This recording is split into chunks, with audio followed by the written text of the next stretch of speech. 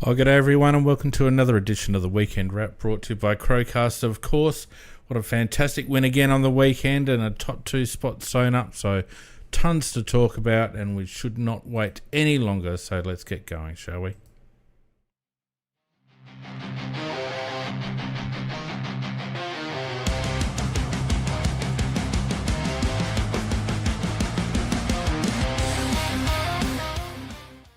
Good evening, and welcome everyone. Welcome to everyone who's in Discord. A cast of thousands again on Discord. Great to see everyone along, and of course, people filing in on YouTube as well, which is fantastic to see. It's also fantastic to see my partners in crime. First of all, Brownie, how are you, sir? Very well, thank you, mate. Very happy That's after good. that. You've got that the result. wrong microphone. See, I can't leave you guys to organise yourselves. You've got the wrong microphone set up in Discord, so I'll leave you to set that up with the condenser mic. Thank you, sir. Macca, I'm betting you've also got the wrong mic. How are you, sir? You lost your bet, mate, because I checked before I came on. Yeah, well, it doesn't sound too good. Maybe move it a bit closer to you.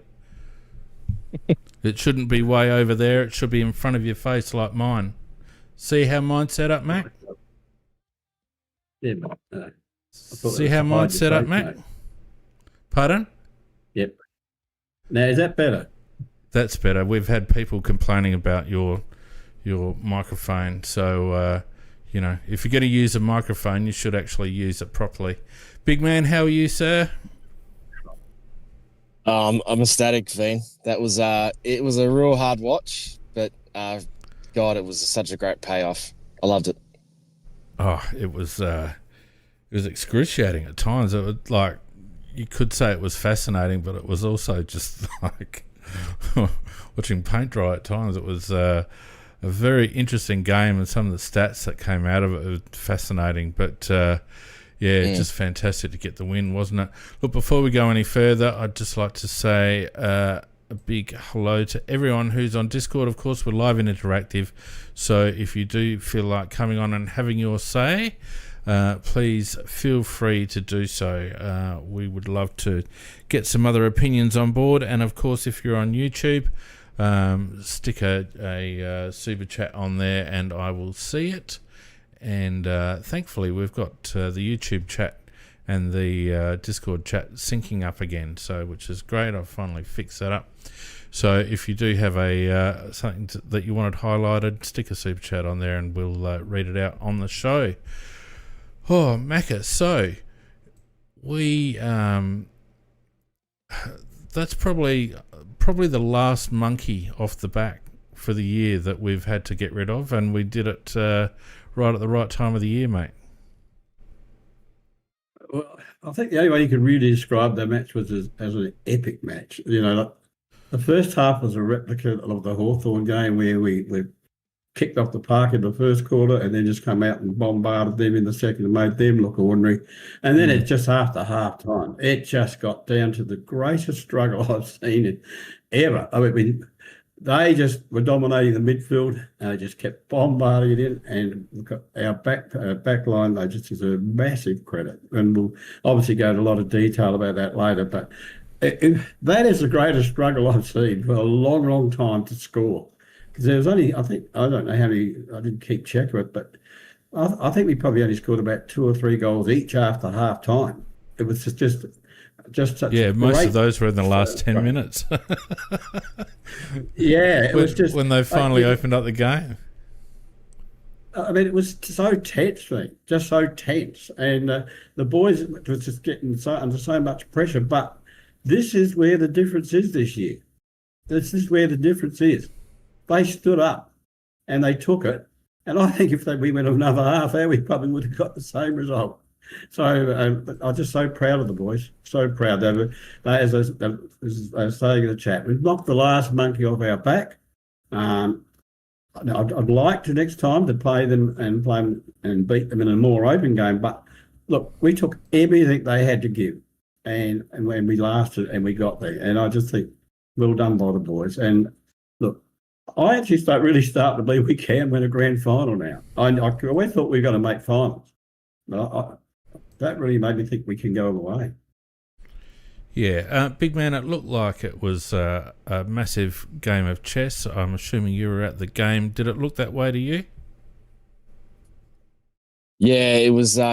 Both teams had a loose behind the ball, so anytime it got over the back, there was just the other defense was mopping up and did go back and forth, and it did feel like they maintained their forward territory better than we did. If we locked it up in our forward line, it tended to come out pretty quick again, whereas Collingwood got a lot of repeat stoppages and everything. But it was a slog, and that was before the rain hit, and then obviously the rain made it even sloggier, if that's the word. So it was a tough watch, but it was once again indicative of what this team's been like all year. They've just been ruthless and hard as nut. Like these guys are genuinely tough. And that's across the board, from the backs to the forwards to the mids. They just go with reckless abandon, and there's a certain toughness to this group that I don't think. We didn't have this in 2017. We were very pretty in 2017, but we were never this tough. Yeah. Yeah, no, I think that's a really good call. We were definitely pretty, but we wouldn't. I don't think there's. I mean, there's been Crows sides that have certainly not shirked the issue. But I think in terms of genuine toughness, I don't know whether there's been a more tough side, Brownie, than this current side. Yeah, I agree. I think, as much as I was pretty concerned at quarter time, I thought, if we can, the test is going to be, can we do what we did against Hawthorn and just show that grit and just pick it up and come back, and we came back quickly again, like we did against Hawthorn. We just seem to have that resilience this year that we haven't had before. It was a really impressive effort. As much as the football was not pretty to watch at all, it wasn't a great game in terms of look at the skill level, but it was a great game in terms of just the toing and froing, and that last sort of 2 quarters, it was just an arm wrestle, and we just kept coming every time they kicked a goal, we kicked a goal. We didn't let them get ahead after that sort of first quarter. Every time they kicked a goal, we responded, and it was a really tough, gritty effort, and probably what you want to see going into finals.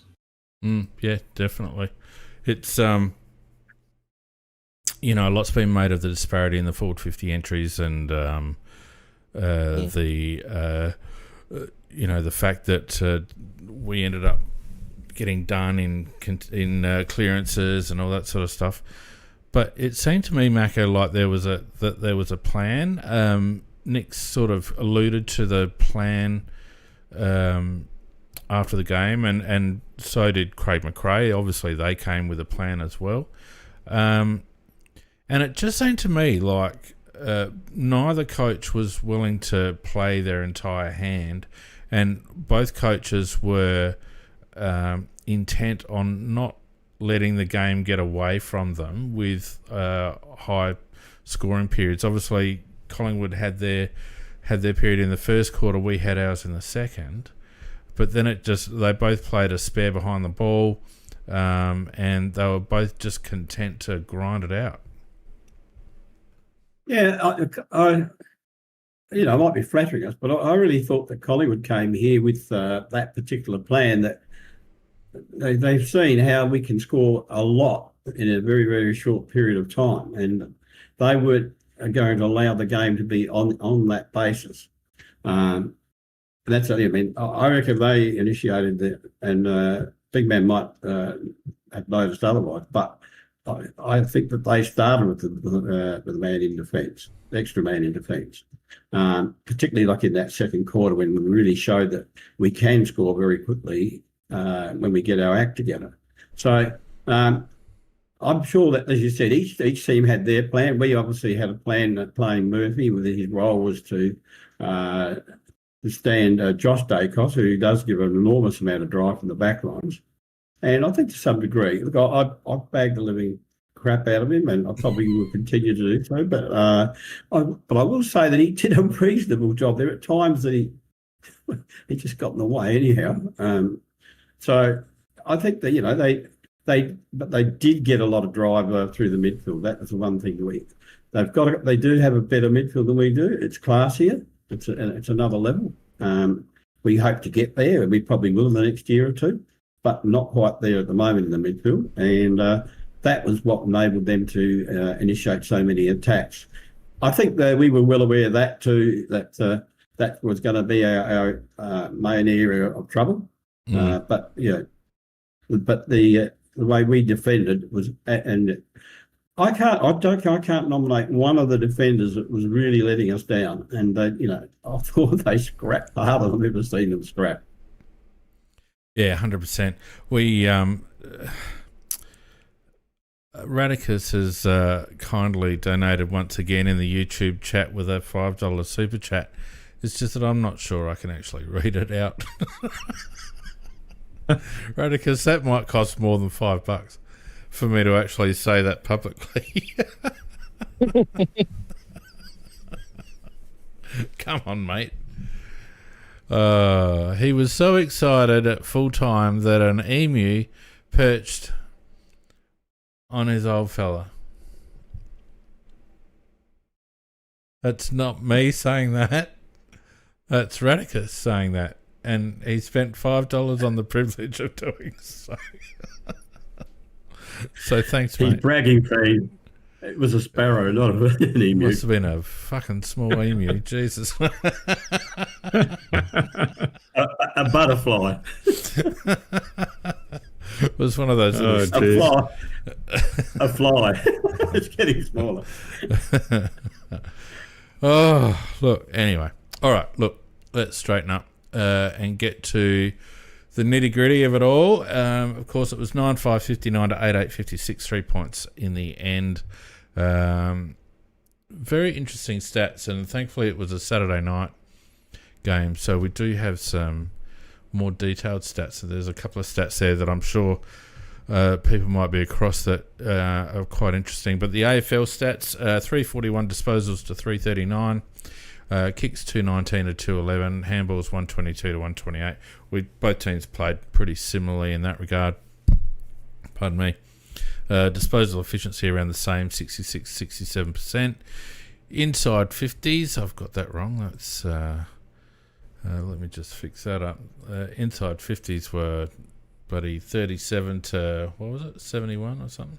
71. Yep, 71. Yeah, hang on. Let me just work that out, because I would hate to give the wrong information intentionally. No. Happy to do it unintentionally, 71. but unintentionally I do it quite regularly. But all right, so inside 50 is 37 to 71.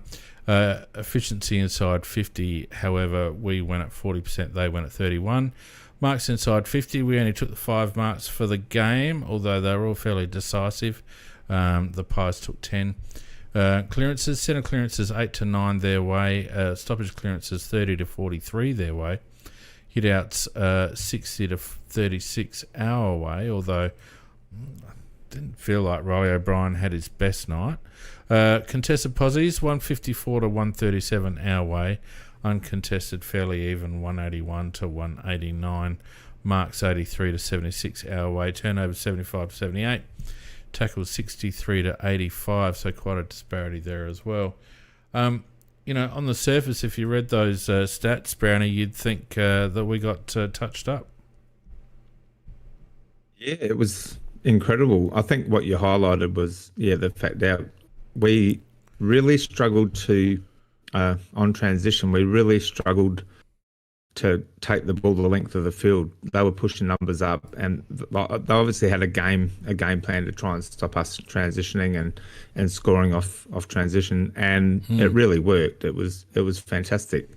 But the beauty of our team now is, even though we got pretty much half the inside 50 opportunities, our conversion was way better because we've just got class there, and we're able to make the most of our opportunities.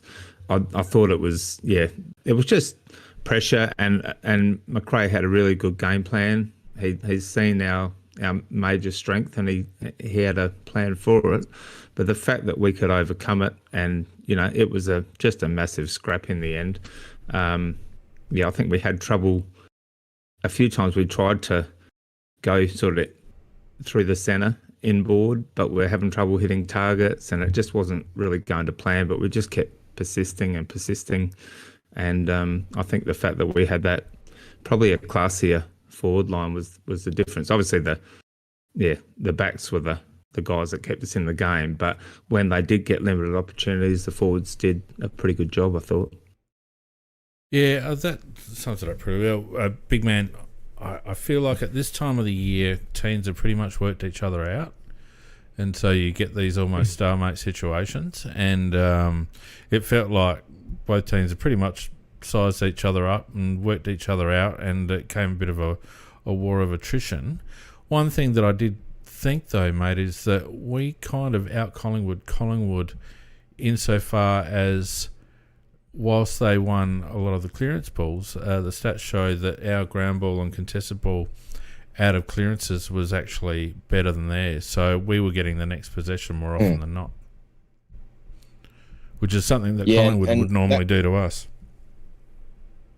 Yeah, exactly. And I thought our contest work was just okay in the first quarter, even though we were obviously not going too well on the scoreboard.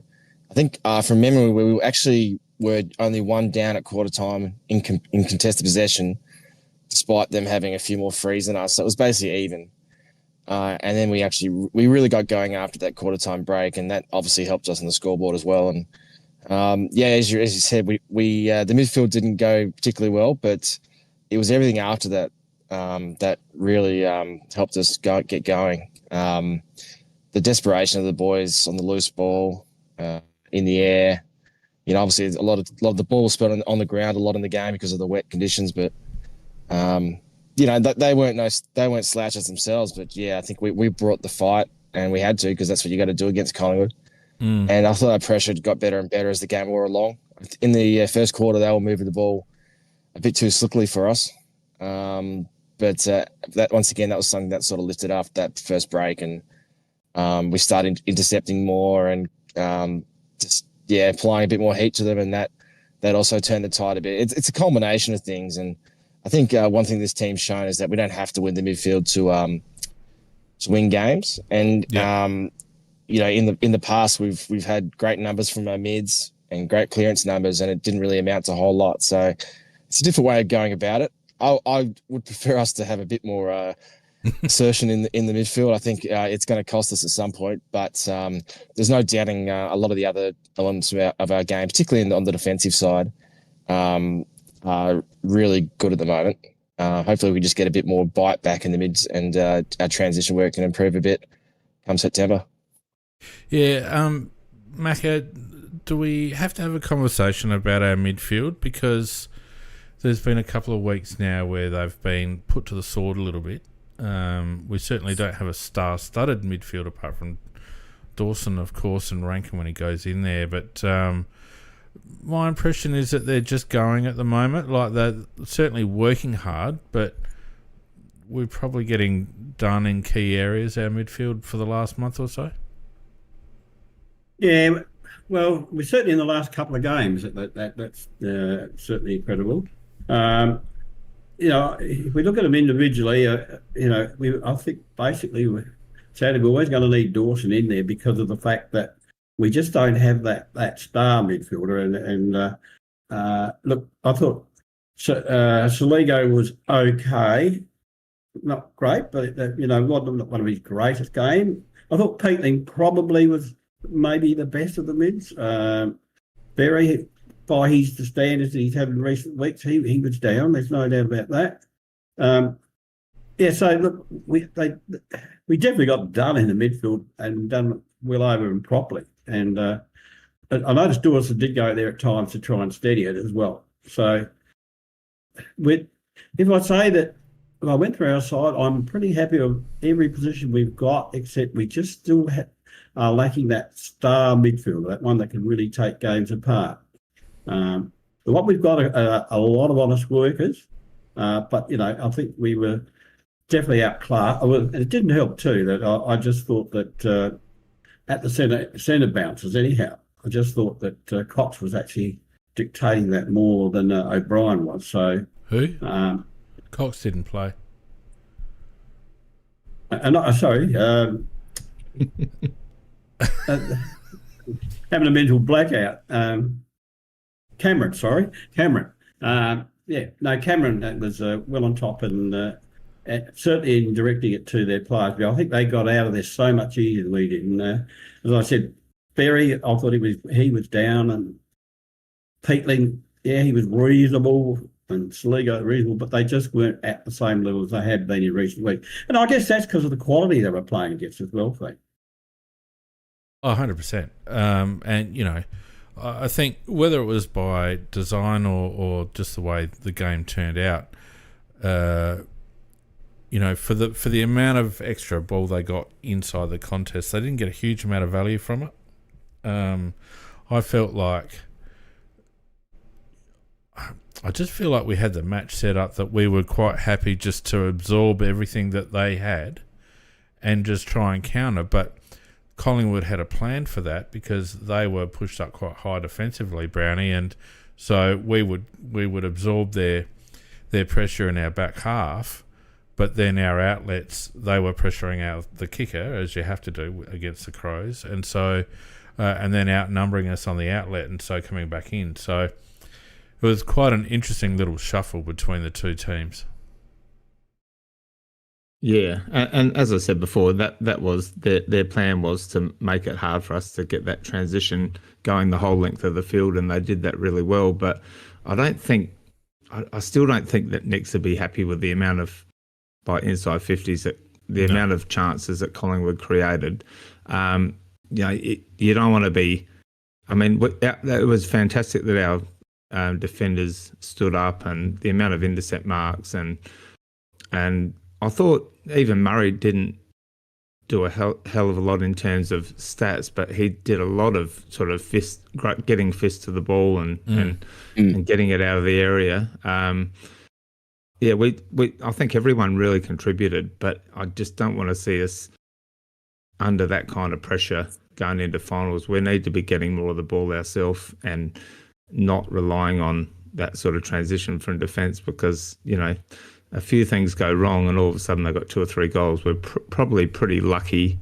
They had a lot of opportunities that they could have, got on the scoreboard, and they probably didn't do. They weren't as clean as they would normally be. Whether that was the weather or the pressure, I don't know. But yeah, I'd like to see us, as you said, if we can get a bit more of the ball ourselves, it would be preferable. Well, I mean, when you talk about them having 71 inside 50s, and Daniel McStay didn't take one mark, that's his entire job, and he didn't take one mark. I don't think they've got a great forward line, Collingwood. I think that's their Achilles heel. Mychek had an absolute mare. I thought, we did pretty well to keep Elliott quiet, and they don't have a lot else up there. So, maybe that was just the plan. Maybe we just thought we could blanket them down back. But I agree. I think, if you give 71 inside 50s away against Brisbane or Geelong, big man, you're going to get destroyed. Yeah, their firepower is something else. Not that Collingwood. I mean, Collingwood tend to maximise what they do have. They're usually very assured with their forward 50 entries, and we saw that even on Saturday night. Some of those beautiful little chip passes they do, and they reward those short kicks inside 50. And they find ways to score, but they don't have the powerhouse that Geelong have up there with Jeremy Cameron and Shannon Neal's bloody playing good footy now, and Graham Myers and Stengel, and Dempsey goes up there. There's a lot of good players there. So, you're right. We won't. I mean, no matter how well you defend, and bloody hell, our defenders were fantastic on Saturday night. You can't defend 71 inside 50s every week, and you're not going to be able to do it against better teams or better forward lines than like Geelong and potentially the Bulldogs as well. So it's something that has to be addressed. I'm sure we won't allow that to happen again, because that was definitely an anomaly. I think our midfield's probably been down in general over the last few month or so, but that inside 50 count, that's just ridiculous. That discrepancy, I don't think we'll see that again if we meet each other in September. Yeah, look, having said that, I don't think they weren't certainly quality inside 50s. They were hat kicking the ball forward just as much as we were half the time.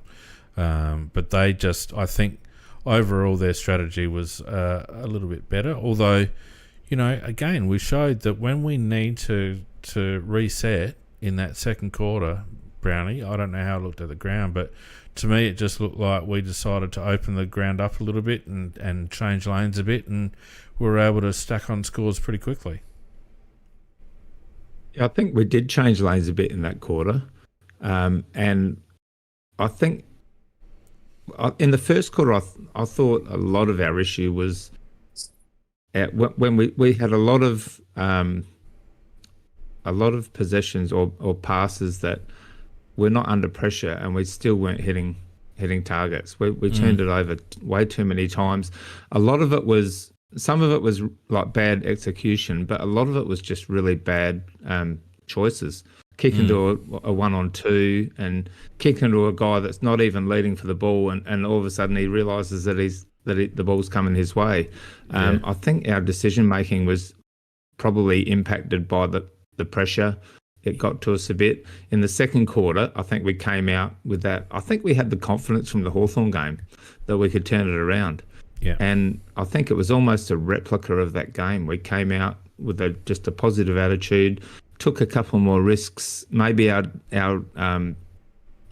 passing was a little bit more on point, and we're actually hitting our targets. And we got a little bit lucky with a couple of those goals as well. A couple of quick handballs that could have not come off, but they did.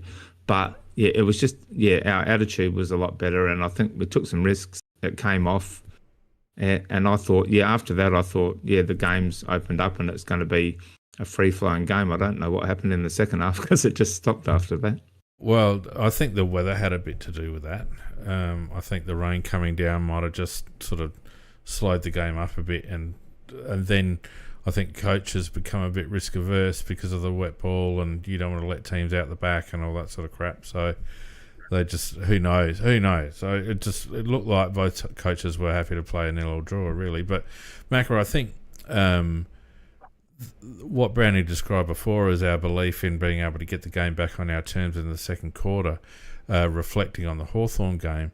That's the kind of experience that a young team needs to get so that they can draw on it. And, Collingwood have been riding on the back of winning close games now for, half a decade. And now we've got a few of these games under our belt. It's always something that the players can use as fuel to understand that they're never out of it. Well, the interesting thing about it, I think, is that second quarter was the only quarter that we actually played our game is the way we normally play our game. That we actually took some risks and attacked through the centre, and that was the only time the quarter that we actually did that. Last 10 minutes, we started to open up again. Fogarty kicked that one into the middle, and but there was like that long period where both teams were only prepared to go down the sides rather than not go through the centre. The irony was that Curtin did a miss kick through the centre, which led to a goal in the third. But no, the second quarter was good because I thought we played our normal footy, and Collingwood actually then they tried to close it up very quickly with the extra man back, and that's when we started going back down the sides again, and they were going down the sides because we obviously dropped one back as well. So it really was just about who's going to make an error, to our credit. Our guys had more opportunities to make errors because of the number of attacks going to that forward line. But my God, the games that they play. I mean, if Worrell doesn't get all Australian, the game is absolutely crooked. Absolutely crooked. I think Keane's game was underrated too, Mac. I was going to say, and Keane, while he's always going to, he's going to scare the devil out of you because he's going to try something that should never be tried. But he has to make the squad at least because he's overall his form is outstanding, but he does scare the living daylights out of you at times. Yeah. A lot of people talking about Keen Smother in the chat. I've never met her, so I don't know. Have you, big man, you met Keen Smother? Got your best work, Feen. It's as good as it gets, mate.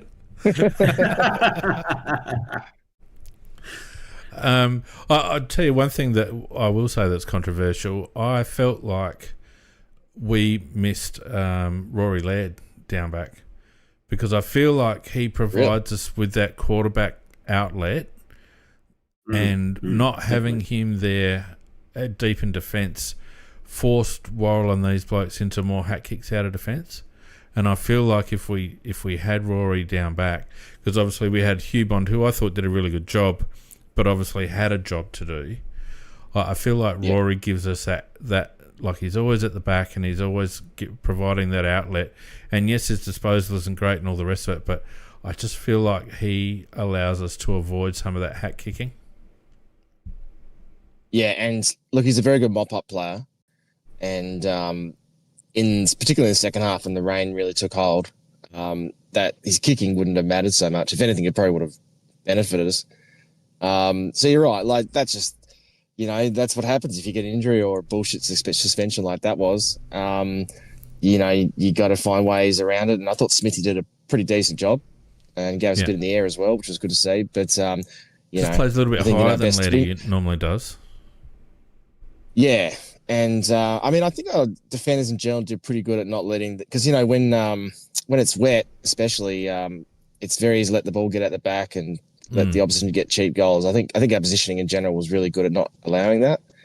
But I think Laird would have been like a duck to water in that game. And we missed him a bit. But I actually thought, I think the troops did pretty well considering. It'll be interesting to see what we do as selection going forward, because Smithy didn't do himself any harm, but the club has seemed to have like a very strict policy of Laird or Smith, not both. It's interesting because I felt like Mitch Hinge hasn't quite had the year that we would have hoped in some respects. He always puts in, but there are times where his decision making is a bit off or his disposal is a bit off, and I felt like his last month has been a bit shaky, Brownie. Could you see him dropping out and Smith staying in? I would bloody hope not. I think, as much as he probably hasn't been, like last year, he was elite at times. He was so silky and so reliable. This year he's been a bit up and down. But even like this week, I think that pass that he hit Walker going into 50, and like his good is still really good. I think you've got to back him, and I think it's got to be that Laird or Smith call. I don't think we can afford to have two guys that are a bit slower when we're pushing back and on a turnover. I don't think Laird and Smith quite move as quickly as it's a bit like Walker. We've got a few guys that aren't quite going to cover the ground as well as they did 5 years ago. So I don't think you can afford to have both of them in the team. Hinge is a bit quicker.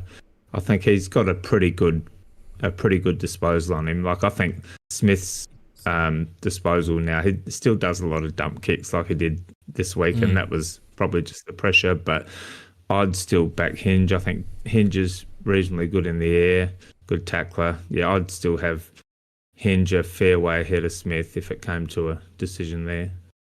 Yeah, and the other bloke then, because I halfway through the third quarter, I thought, geez, we could really do with Laird here, just to give Worrell and Keane a little bit of a chop out, an easy give from behind.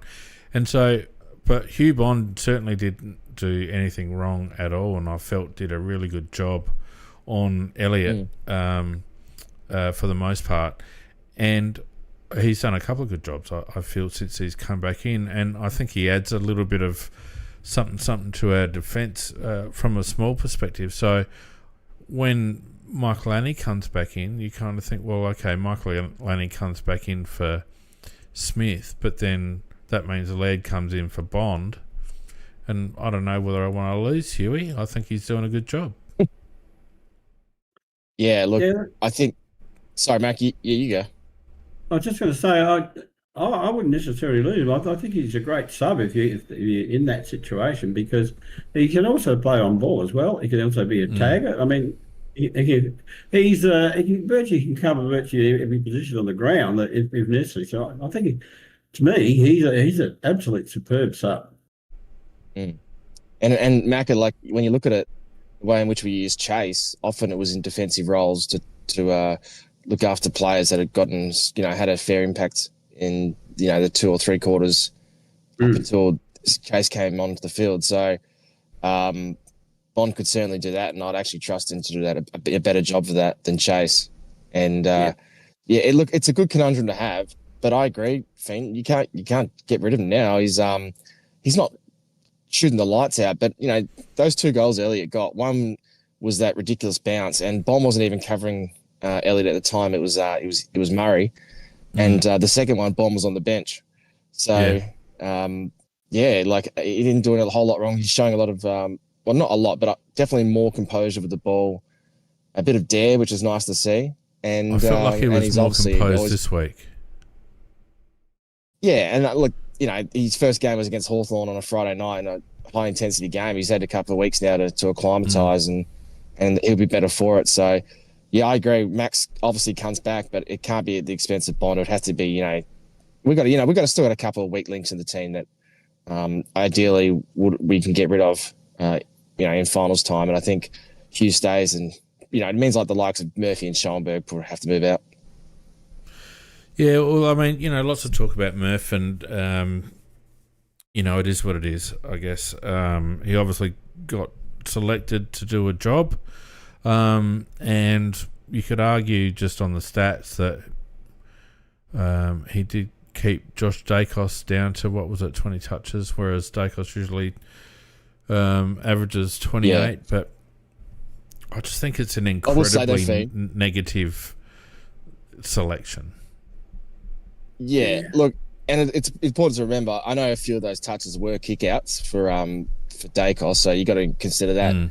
But on the flip side, we only had 37 inside 50s, and he's playing a halfback role, so he's going to get a lot less ball. If you look at our disposal getters, they were mostly defenders because we had to kick. We got so much up there. So, I think it's worth considering that he wasn't around the ball as much as usual. And, credit does go to Murphy to some degree, but it wasn't the tightest tag. I was watching, and there was a few times where he was a bit lax. I love some of his efforts. I thought that effort in the middle on Dacos was awesome, but he's just I just don't think we need to go. Yeah, I don't think we need to go down that route. And it disappointed me on Thursday night when I saw it, and I still don't think it's the way to go, even though it was probably his best performance for the year. Yeah, well, he's obviously in for Pedler. Nick said as much, or I think it was Murray Davis said as much, that he's in for Pedler, who's in for Rash.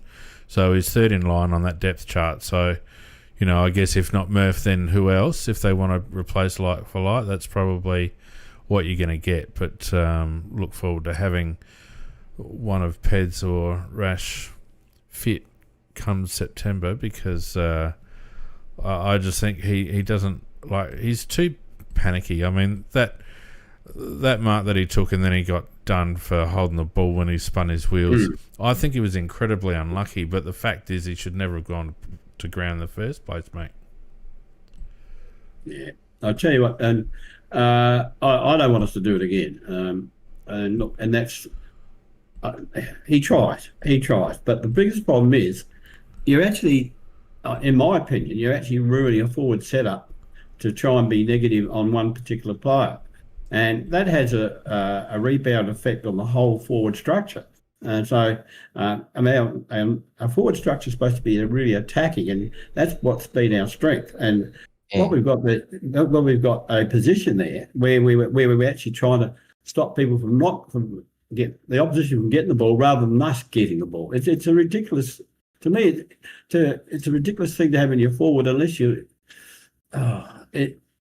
Unless you had a star player who could actually be like Naz Wagony Miller, who could actually then rebound brilliantly, but or be so good, Mac, he could get the. It's the wrong thing.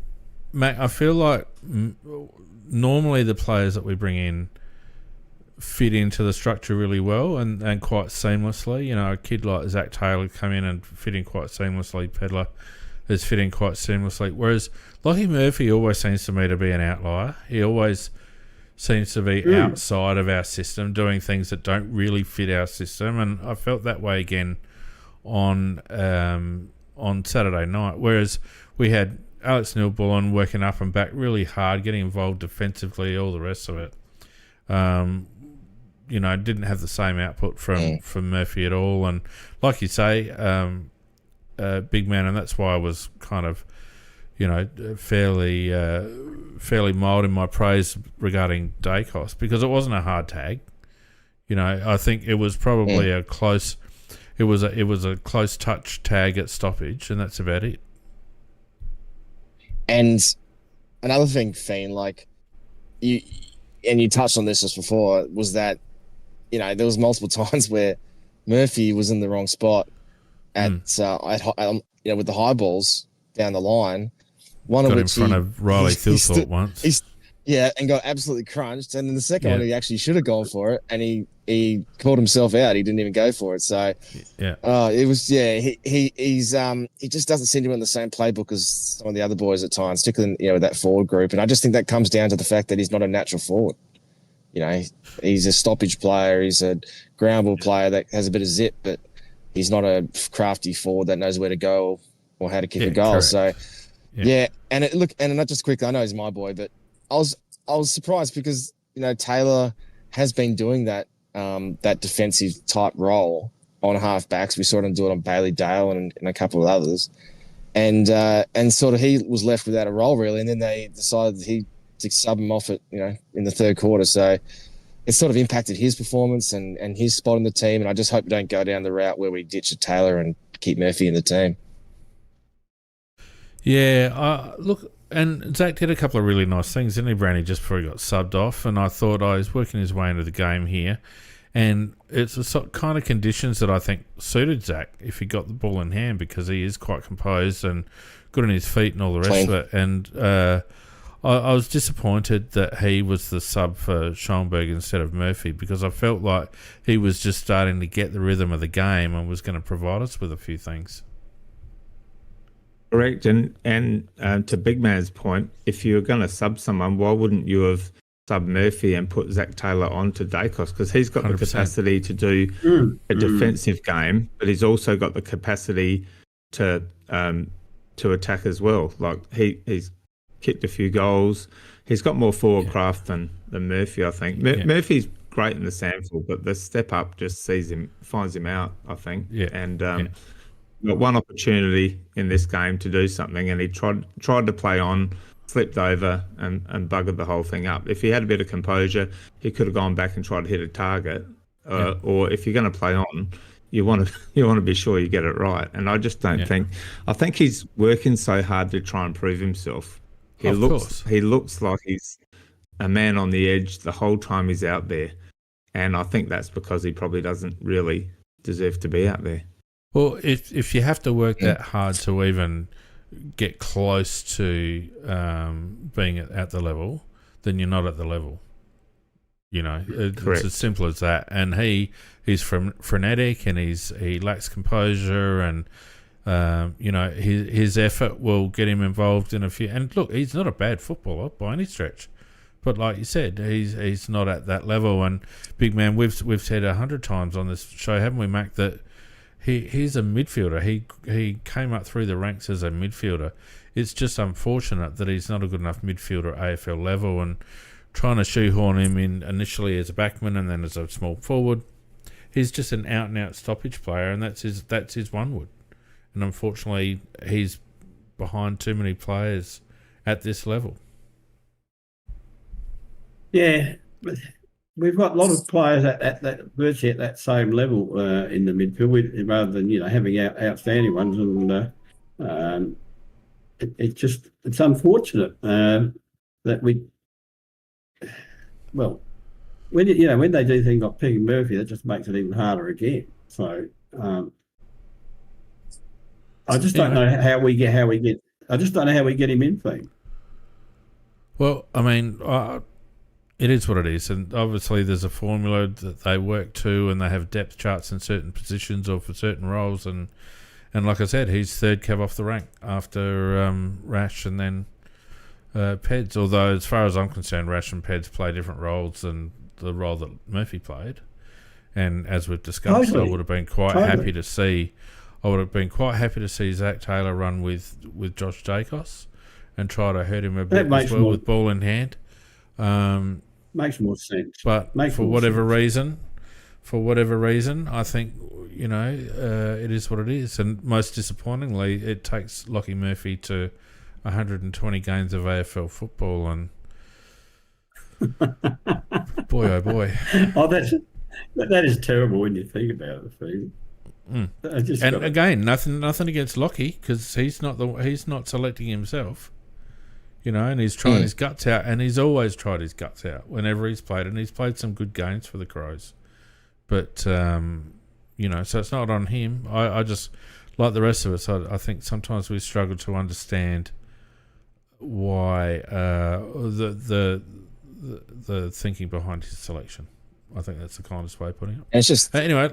It's just this I was going to say, it's just this recurring amnesia, isn't it, for Nicks? Yeah, but I don't want to smash it too much harder anymore, because there's a player on the other end of it, and I think we've done it to death. Yeah. Oh, look, and this is the thing with Murph. He's a very good state league player, and there's no doubt about that.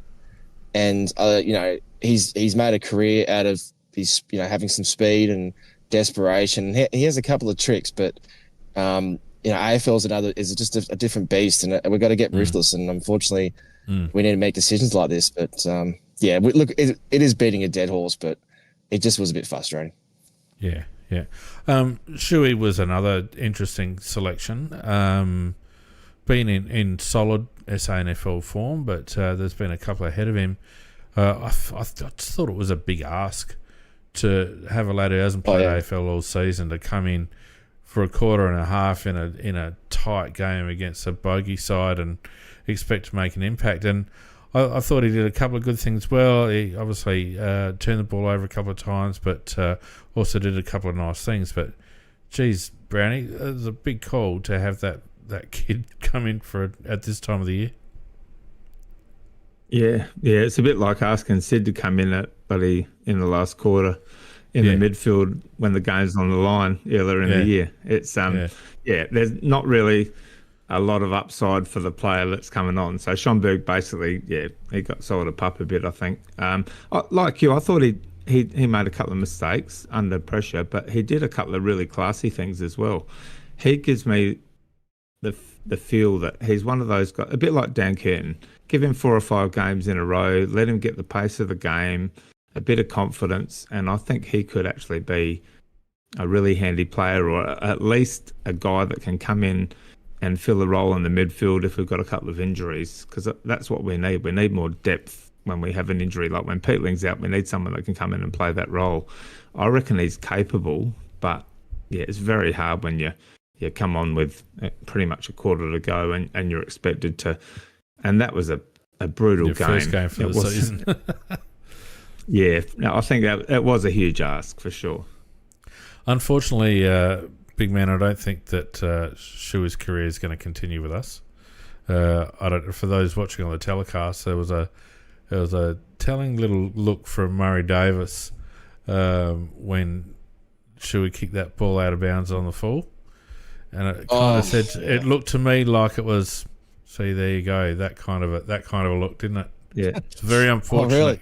Okay. It was a very unfortunate camera switch. Yeah. Right, I felt bad for Harry. I hope Harry doesn't watch the game. Yeah. And Nick's did the same as well. Well, Nick's rolled the eyes. It was one of their ideas. It had to be, surely. Look, Harry, they kind of get to the bottom of it. Harry's sort of one of those players that Macca talked about that are sort of in between. They're very good SNFL players, but there's just a few rough edges to their game that hold them back from being regular AFL players. And that's not how you want to play your first game in over a year or whatever. it was red hot, slippery conditions against a very good team on a Saturday night. So, yeah, as a sub, that's brutal. But look, he was okay for what it's worth, but he certainly didn't do anything to stamp his name down in terms of the team going forward. And I don't know, it felt like a little bit, it was a bit like the Burgess thing. It felt like a bit of a reward for a good year. And maybe just to, give him a little bit of a taste in case we need to call upon him if we do cop one or two injuries in the midfield. But yeah, there's other players that we could look in that role, and I think we'll talk about one later, who's had some really good recent form in the SANFL. But yeah, I agree. I think I really hope that because he's out of contract with us and he's a delisted free agent, so he can go to anyone he wants. I really hope another club has a look at him and gives him an opportunity like a West Coast or a team that or Richmond, a team that could use a little bit more zip and someone who's got a bit of experience now under his belt, because I think he's got something to offer, but I just don't think he suits us going forward. Yeah, look, I've always been a bit of a fan of him. I think his injury hurt him. I think he's had a bit of a bad luck with getting a run at it. I agree with Brownie. I think he would benefit from a run of games, like most kids, I think, would benefit from a run of games.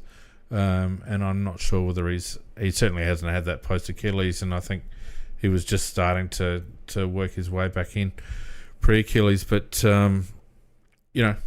for whatever reason, I don't think he's going to be mentioned in dispatches for the Crows for a lot longer. But that's all right.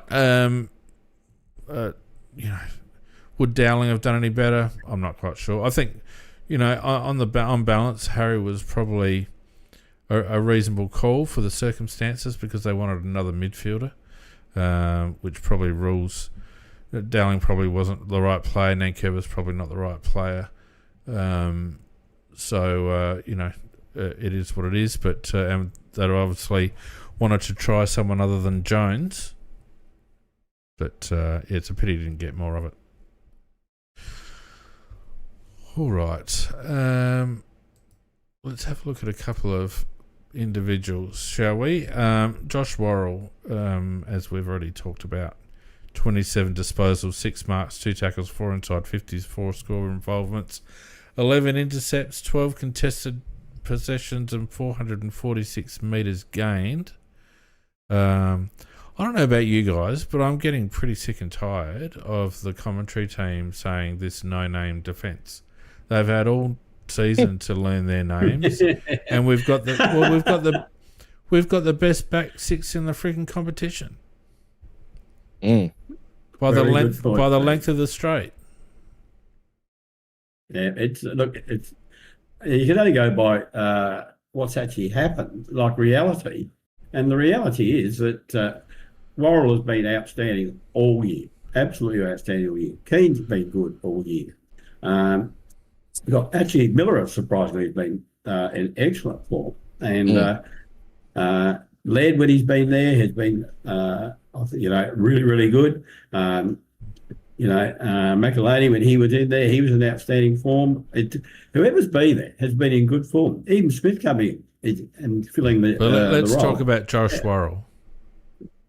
Well, Josh Worrell, he's an all-Australian form, and I don't look. They can front up like in being other players who played very, very well. But Josh Worrell doesn't just play well. He puts his body on the line. He risks his health every time when he plays. He has no fear. He will go for every ball, no matter what it's going to do to him. I just think he is absolutely outstanding. And the only criticism you could make of him that he tends to sometimes not make the right decision in terms of just like kicking it to a pack or something like that. But when you consider that the poor bugger's generally under a lot of pressure, that's probably sometimes we'll get excused for that. But in terms of competing for the ball and in terms of winning that competition with the ball, I think he's number one in the competition for defence. I think he's been outstanding, and he has to be in the All-Australian side. Well, he's doing just as much as Tom Stewart back in his heyday, and everyone thought Tom Stewart was the second coming of Jesus when he was in form. So why Worrell doesn't get the same plaudits for doing. I mean, you could argue that Stewart probably does a bit better with ball in hand, but I could also make a case that Josh Worrell puts him, like Stewart picks off a lot of good intercepts, but Worrell actually comes in and kills packs and backs into packs, and as you said, Mac, it goes where angels fear to tread. So I just thought his game on the weekend was superb, and the lads down there really blanketed Myercheck and Elliott and McStay, who I reckon is a massive waste of space. The three of them, Keane, Murray and Worrell, all played well. You could easily talk about Keane in this space. I just thought Worrell had an exceptional game. Yeah, and look, and he's not perfect. He's a little bit suspect with that frontal pressure coming at him, and he has a big wind up at his kick, so he can get smothered a bit. But he does pretty much everything else right, doesn't he? He's courageous as hell, as Mac had pointed out. His hands are so clean at the moment. He reads the ball beautifully, which is obviously so important as that intercept defender. And yeah, look, Vlosten, who's sort of been that challenger for that role or that spot in the All-Australian team, he got injured pretty early today in the Richmond game. So that could hurt Vlosten's chances and help Worrell's chances. Well, unfortunate for Vlosten, obviously. Brownie, he's the fourth best. How could you? Sorry to interrupt you, big man. How could you possibly think Vlosten and Worrell are on the same level when Richmond are getting pumped by 1,000 points every week, and Worrell, in amongst his peers, is holding up 71 bloody inside 50s? It's chalk and cheese. Yeah, I think. Yeah, the Victorian commentators, I think their argument is Richmond are playing crap and Vlosten's like turning up every week and he's, repelling attacks. But I think you've got to look at it that Worrell's been a massive part of the Crows' transition up the ladder. 100%. I think they're looking at it in a really Victorian way, as they always do. But I think, if you look at Worrell, he's the whole package. His intercept marking, his spoiling, but I think also his tackling is at a level probably above most intercept defenders. A lot of intercept defenders are pretty. They take intercept marks. A lot of those intercept marks are just in a space. They're not contested. Worrell takes good contested intercept marks as well, but he also gets dirty and chases and tackles. And there's not one aspect of his game that's wanting, and there's not probably more than 2 games this year where he hasn't really brought it at a elite level. So I think on that basis he should be there. But the thing is, it's not South Australians that are picking it; it's predominantly Victorians. So he's up against it. I think he's done enough that he'll get there. But it's just it shouldn't. I don't think it should even be a conversation. I think he's done enough already. But who knows? Well, I want to talk. I'll talk about the AA in a minute in a little bit more detail because there's a couple of points I want to raise about it. Sorry, big man, go on. Oh no, that's all right. Well, I might say it then, but I'll just say now is that I know things could change next week if we lose the North next week, but as it stands, and I know that when you talk about defence and points against, it's not all based on the back six, but it is a fair chunk of it, and we have collectively in our losses this year lost by 51 points. Correct. For the entire year. And if we didn't have at least one representation of that in the All-Australian team, then something's wrong. And I think Worrell's the one that deserves it. So, the other one who has really worked his way into some rare form, and it's great to see because when he's in good form, he is a real asset, and that's Wayne Miller. Soon to have his cousin playing alongside him, which will be great to see. But Junior got 22 touches, 4 tackles, 613 metres gained, 7 marks, 4 intercepts, 11 inside 50s and 6 contested possessions. Mac looks like he's got that nimble on top of the ground look about him again now, and it's good to see. Oh, he's like a bloody ballerina on the weekend thing. I mean, unbelievable. I mean, some of those things. There was one there where he actually did spin like a ballerina to get out about three players around him. I just couldn't believe it. And look, he's when he's at his best like that, he is a very entertaining player because he'll actually do things that the average player can't do. And that ability of evasion that he's got is second to nobody when he's on, and he was on the weekend. I liked his game, and I thought he was one of those that actually did create goals by when he did get the ball by beautiful short passes to somebody in the middle of the ground. So and which meant then you get the straightforward attack into the goal. So indirectly, I think Miller helped us get quite a bit of our score. And yeah, he's at his. I think that's probably about as good as he can play for the way he's playing at the moment. Yeah, and wet conditions again, so, you know, not the easiest in terms of ball handling, etc., but he was pretty clean by foot and pretty clean in terms of his, ball handling, etc. So I think he just gives us a point of difference across halfback that we need.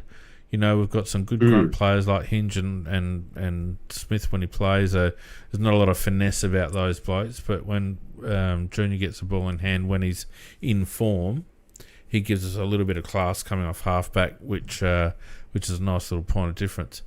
And, you know, I think when he's in really good touch, he also does the defensive things well. And Brownie, I thought that a couple of times he put his body in when he needed to, and like he goes when he needs to go. Yeah, and he's been intercept marking probably the last 6 weeks, sort of back to how he was a couple of years ago before his injury. So I agree with Macca. And his evasiveness and his ability, he's actually carrying the ball before he delivers, and that enables him to actually have a look up the ground and find a target. And I'd say 90% of the time he's finding a target with his kicks, which was a bit of the knock we had on him earlier in the year, as his kicking probably wasn't at the level that it used to be, but I reckon he's just got better every week. He's hitting targets. His defensive pressure is improved, and he seems to be moving better. Like his sideways movement, obviously he's got that confidence in his knee again, I think, and he's really moving well. So yeah, he's I don't know if he's quite at the level he was before pre-injury, but he's not far off it. Yeah, good enough. There was probably a couple of other players we can just talk about real quick. Let me have a look here. Just touched on O'Brien. I felt like he was just a little bit off. I thought Darcy Cameron had a pretty decent sort of a game and was getting involved a little bit more in general play than O'Brien. Macca, it's probably his first down game for a month or 6 weeks or so.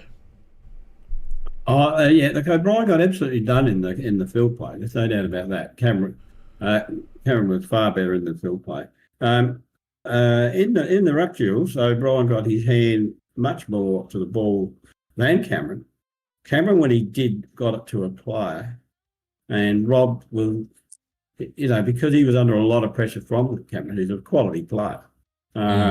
He wasn't directed as well as he has been. So, I mean, he got a couple to a player, but in general, they were just balls to the ground where it became a 50-50 contest. And as we were being saying, their midfield was on top. And, blokes like Pendlebury and Dacos, etc., they were just, even long with the times, were just swooping on it. So, no, not up to it. His efforts were up to it. Result not up to it. As I said, around the ground, nowhere near the same impact at all. And although he got his hand to the ball a lot in the ruck, we did not necessarily benefit from it. So, look, the guy tried, and sometimes it goes for you, and sometimes it doesn't. When you're somebody like Rob, and I didn't think it really went for him this week. Yeah, that's probably a fair summary. I think it wasn't for want of trying. He just it wasn't his best game, but that's all right. Rankin was relatively quiet, had his moments, got done for staging. What the fuck? Like, honestly, do they watch our games with a fine-tooth comb compared to the rest of the bloody round? Because how does he get done for staging? How does he get done for staging and Nick Dacos doesn't? When Nick Dacos goes down like he's been bloody shot in the heart by Brodie Smith, for God's sake. Can we vent now? Can we on this whole thing? Sorry? Because I'm sure you've. Can we have a little vent on this whole thing? Yeah, go for just it. Now, so this is some of the most ridiculous bullshit I've seen. So, firstly, Dacos doesn't get a fine whatsoever. He started, of course. He's the one that hit Smith first. Yeah. Meanwhile, Smith does get a fine. The free kick was bullshit to start with, but then to fine him on top of it. Yeah. Meanwhile, Jordan Butts gets whacked in the chest by Sam Darcy 2 months ago and bloody busts his bloody lungs. No fine whatsoever. Yeah. No, unbelievable. And then Rankin. So the incident with Rankin wasn't the free kick he got for Quainer. It was actually a different contest where he actually did get taken high. Yeah, I know. And they called it for stage. When Dacos staged the hit on Smith and got nothing. Michael Christian is a pathetic human being. He is no. Michael Christian is more than a pathetic human being. He is a biased fucking cheat, because he's the same bloke that did bloody McAdam a couple of years ago. Yep. When he gets the opportunity to take some crow out, like fucking Rory Laird last week, and apologies, I'm swearing a bit tonight. Rory Laird last week getting done for a game for that, like, for goodness sake. And have you noticed the attitude of the MRO and the commentary team have gone from condescendingly,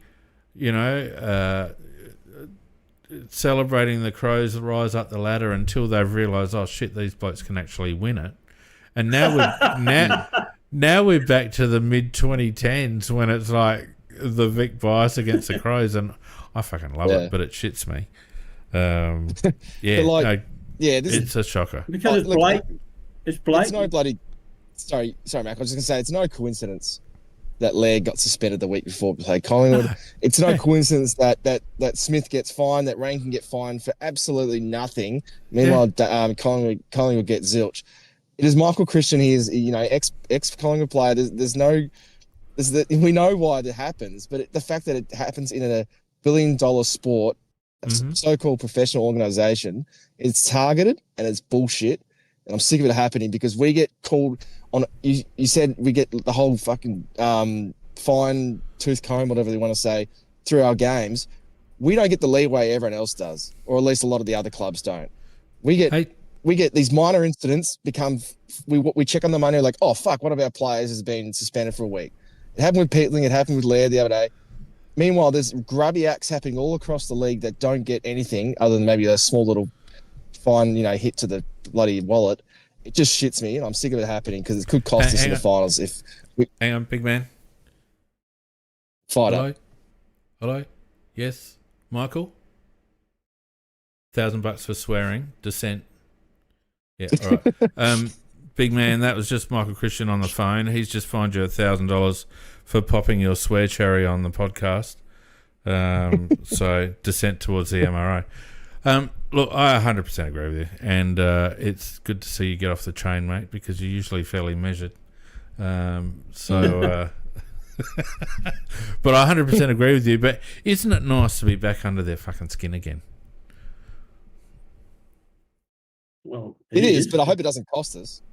Yeah, I have the same fear as Big Man that, the ones you quoted, they were absolute jokes. And when you compare them to other incidents that happened in the competition, that makes it even more of a joke. But I have to agree with you, and I don't care whether the AFL like it or not.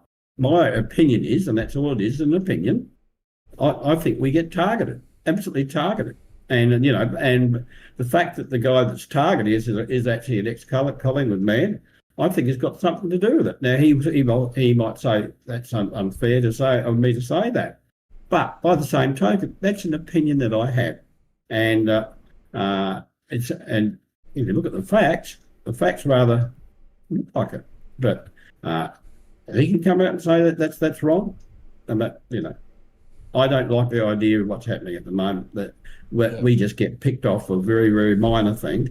And if he's serious about it and that they were genuine things that we did, then Dacos is equally guilty. The fact that Dacos never got done for faking, well, that just makes the whole thing a joke, and it just makes it look very, very biased. Well, and there's probably 30. There's probably 30 examples of what they reckon Rankin did every week, every round. Absolutely. You don't think fucking Butters doesn't do that, or other players, Waitman? They all do. Nick Watson does it all the time. They do it all. And look, I know I mentioned it before, but I'm just going to repeat it again. Jordan Butts got whacked in the chest by Sam Darcy. No fine. But Smith gets one for that pathetic little shot on Dacos. That itself is just, you can't explain that. You cannot explain that. Yeah. No, it's... what? Well said, mate. Well said. Now, who else was I going to talk about? Riley Thilthorpe had an interesting night. Obviously, a lot of the time, Brownie, he was double teamed up forward, and the ball wasn't coming down too often, etc., etc. But when he went into the ruck, he dominated in the ruck. I don't think he missed a bloody tap, and he found a way to impose himself on the game late. Worked his way up the ground, took a couple of really nice marks, including that one at the end there, to kick a goal that basically sealed it for us, and when he gets his opportunity, and this is why I like him in the ruck, because he becomes an extra player around the midfield. Yeah, I think he actually matches up better than Riley against Cameron, and he showed it. He just used his body, and he was able to just use his strength, and I thought he pretty much had the most impact in the ruck. He didn't probably get the opportunity up forward, but he did some good stuff, to sort of coming up the ground, taking a couple of field marks that were really important. So it wasn't his best game by any stretch, but I think the way that the game was set up, it was never going to be a game for the big men. But he still did some good stuff. I thought.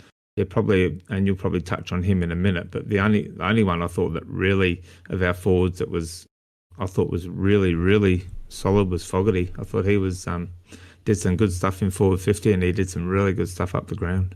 Yeah, no, he was actually next on my list, Brownie. I felt like he worked really, really hard. In again tough conditions, and we don't always get the same scoring output from each of the three blokes, but I feel like even Tex, I thought, contributed a bit, although I don't think wet conditions suit him anymore. He's just not mobile and agile enough to really be effective, but takes his opportunities when he gets them, and Darcy, probably in terms of our forwards, was probably our best forward for the night. Our most consistent forward in that position for the night. The interesting thing there, Fane, is that our three-headed monster, they still did kick on, in conditions that didn't really suit them, and in a game style that didn't really suit them. They still got 5 goals between the three of them. Yeah. And Walker, he got 2 goals and he had 13 disposals, which is very good. Fogarty had 2 goals and 14 disposals. And while Thilthorpe's down on what he would normally do, with only 11 disposals, and he got 1 goal, 1. I just thought that every touch that Thilthorpe got was pretty quality, and also I agree with what you said when he went into the ruck. I just thought somebody's ruck work was beautiful, and where's O'Brien struggling against Cox, Cameron, sorry. I thought Thilthorpe, some of his tapping was really, really good. Yeah, when he was rucking, it was like Riley decided he just wasn't going to take no for an answer. I reckon he just about won every tap that he went for, which is good to see. Look, it was a very even performance. We've talked about the midfield just being a little bit off, but they still worked really hard. I thought Isaac Cummings' game was pretty good. How did that look at the ground, Brownie? Awesome. I was actually going to say, I hope you mentioned him. I thought he was clearly in our top 3, possibly in our top 2. I think he's just... I was worried about him earlier in the year. I wasn't convinced, and he's just getting better every week. But I don't know how many possessions he had. 18? I think 18 possessions. Took 7 or 8 marks, and I think he had, of his 18 possessions, 15 by foot. And I would say he's the only player we had in our team that actually hit targets. He didn't really stuff anything up the whole game. We had a lot of guys that had massive issues by foot, and he was not one of them. He was just working really hard to get contests. He was also tackling really well. I thought, it was a fantastic game. And as much as 18 possessions isn't a blinder in the conditions, if you put that in context of the game, I thought he was in our top 2. But really encouraging. Yeah. Look, you're right. It was an interesting game. I mean, Neil Bullen had 20 possessions. I thought he was good, but not great. Just a good, solid game. Peatling, good, solid game. 19 possessions. Rankin, 18. There wasn't our highest disposal winners were our defenders, until you get to Geordie Dawson on 23. So, Keane had 23 and Worrell had 27. Miller had 22. So, one of those games, and if you have a look at their disposals, Dacos had 29, Pendlebury 24, Darcy Cameron 24, Crisp had 23, Ned Long 22, Still Sidebottom 21. All their key players had more of the agate, and yet they really weren't able to do a lot with it. And I think that's a credit to the way that we set up around the contest and also behind the ball, that we were just able to absorb what they, put at us. Because they don't really have a lot after that. I actually thought Frampton did all right. I thought that Quainer was all right for them. But after that, De Goey was shit. McCreary was absent. Darcy Moore didn't do much. Perryman didn't do much. Membry didn't do much. I mean, they don't have a lot after their top 10, do they? Well, I think you're quite right, Peter. I think they rely on the brilliant sort of the very, very top category of their team to carry the team really, and they've got a lot of almost spectators in their team, and the ones that you've nominated then are virtually spectators, and they were virtually spectators, but they're relying on and this is where they are, in my opinion, they're just going to go bust, because they're relying on a guy. I'm not really sure how old he is now. Pendlebury. Yeah, but how old 64, I think. He's played 938 AFL games. No, I think he's 37 or 38, and they've re-signed him for another year. Christ. Yeah, I know. I mean, he could go straight from playing footy onto the pension, the way he's going to go. And they've got a lot of guys that are just only just. I mean, their skipper, full-back, I just think, he's growing his hair longer, but that's about all he does. I just don't think he's playing very good footy at the moment. You nominated several there that they did miss Jeremy Howe, who is a bloody good footballer. And they didn't miss but Perryman, they got him from GWS. I reckon we got the best two from GWS, and the ones that we got, they've done well. And they can Perryman. I think he's been a bit of a dud. Houston, who they've sold a farm together. I mean, he's been poor, and he gave away a stupid 50 on the weekend, and hasn't done that much. So no, look, I think I think it's good. They've got a very good coach, and he's done very well to get what he's got out of them. And but I think even with his ability, I think they're going to fall off the cliff in a year or two. Well, I think they're there, Mac. Big call, Fiend, because no, because they've only got 10 players. They look pretty sharp in that first quarter. Yeah, I know. Yeah, I know. But it's not a one. It's not a 1 quarter game, big man, and they couldn't sustain it. And you know, they don't have a lot of players that I see coming through. Probably 1 or 2, but anyway. No, I mean long term, they're gonna fall in the same trap that Richmond and Hawthorn and all those teams did, including us as well.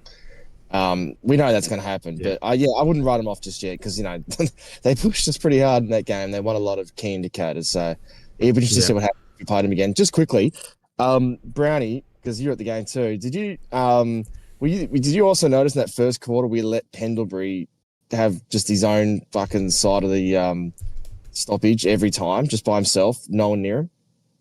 Yeah, I noticed. It was almost like he had some kind of communicable disease. No one wanted to go near him. It was unbelievable. But it wasn't just him. 4 or 5 of their players, we were just giving them free rein in the first quarter. And I just didn't think we came out switched on. But a guy of Pendlebury's quality, if you're not going to have someone run with him, they've at least got to be accountable when Collingwood's got the ball, and sometimes he was 15 metres clear. Oh, it was crazy of an opponent. It was ridiculous, and you could see it unfolding in front of your eyes, and you're thinking, "What the hell are they doing?" And it's just lucky that they only kicked 4 or 5 in that first quarter. They could have kicked a lot more.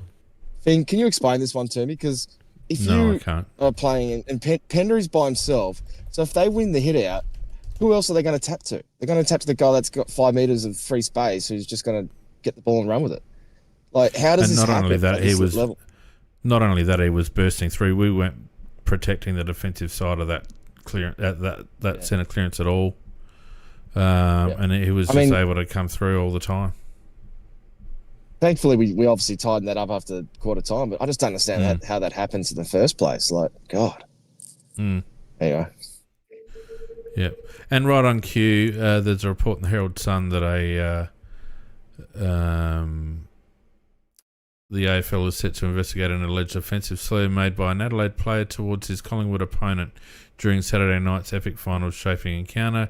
If the Crows player is found guilty of making the slur, it could have ramifications for his final series, but also Adelaide's premiership hopes. And so it begins. And so it begins. Unfucking believable. They can't stand it.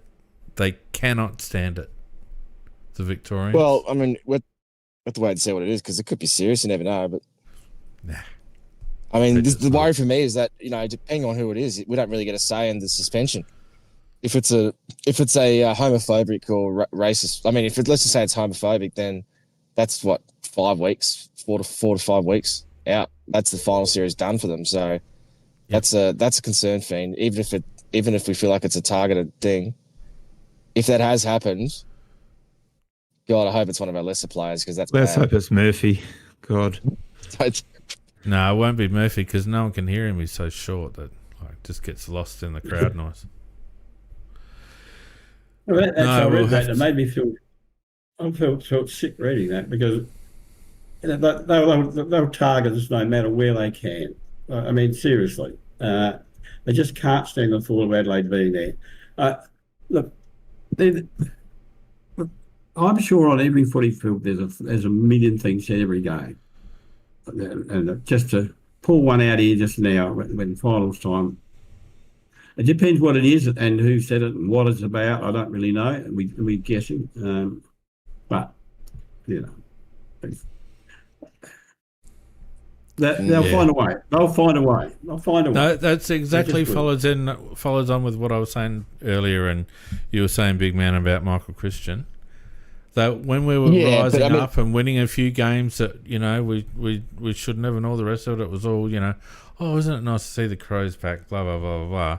And then when they realise that we're actually in with a good shot of winning the thing, it's, you know, let's get ASIO out and tap every phone and listen to every minor conversation, and it just drives me crazy. Yeah, Anyway.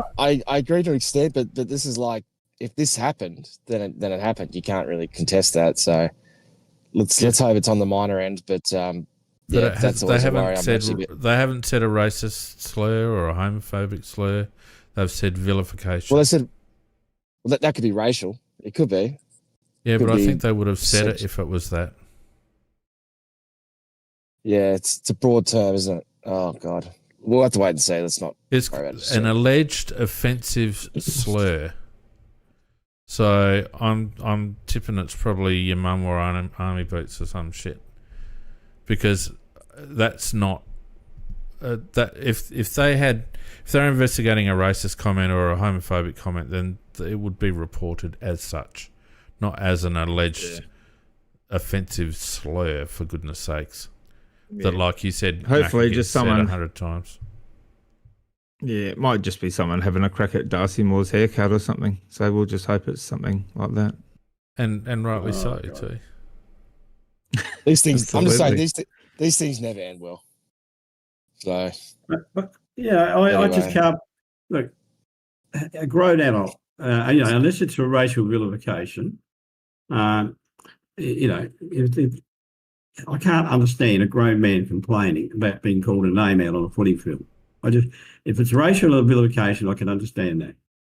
But if it's anything else but that, even if you call it, well, there's a lot of it better not be racial, because that would be a terrible look for us, Macca, of all teams. Let's hope it wasn't text. There would be text. I hope it's not Mark Keane or something. But if it's Mark Keane, how could they know what he said? That's right. That's right. That's right. Well,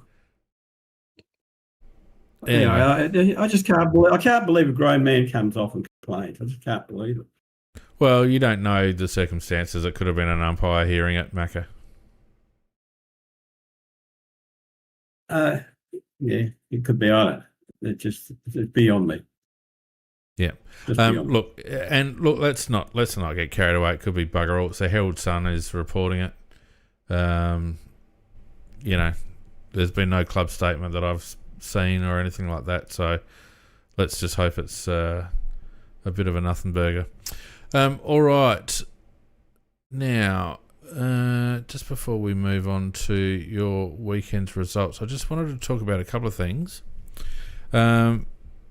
First of all, on a positive note, it seems that Nasiah might be coming our way.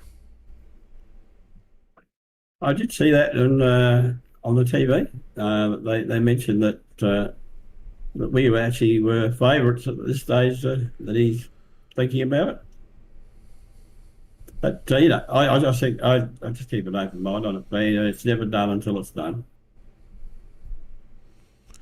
Yeah, I mean, I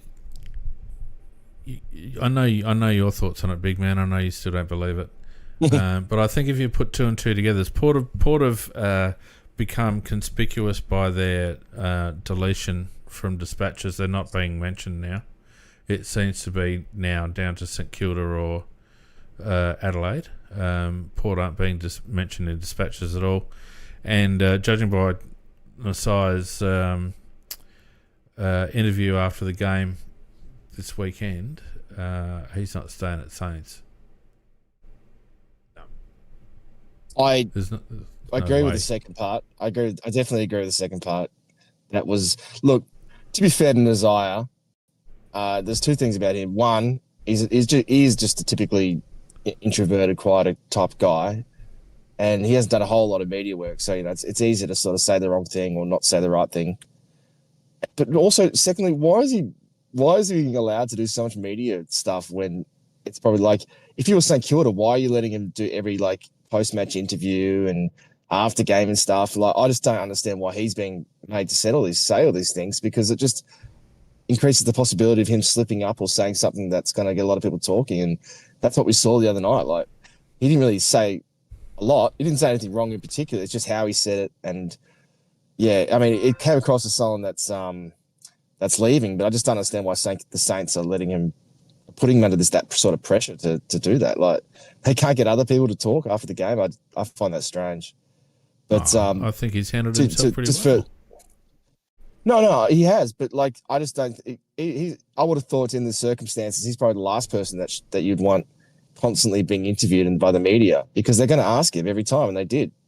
And it's hard to for him to answer those questions, particularly if regardless of whether he knows or he doesn't know what he's going to do. So I will say it sounded very much like someone who's out, but Look, I know there's these reports now, John Ralph and this guy, Will Faulkner from Fox Sports and stuff. Like, yeah, look, it's fun that, we're being sort of talked about as a possibility. And who knows, maybe where there's smoke, there's fire. But at the same time, there's also been a lot of smoke about him going to Port.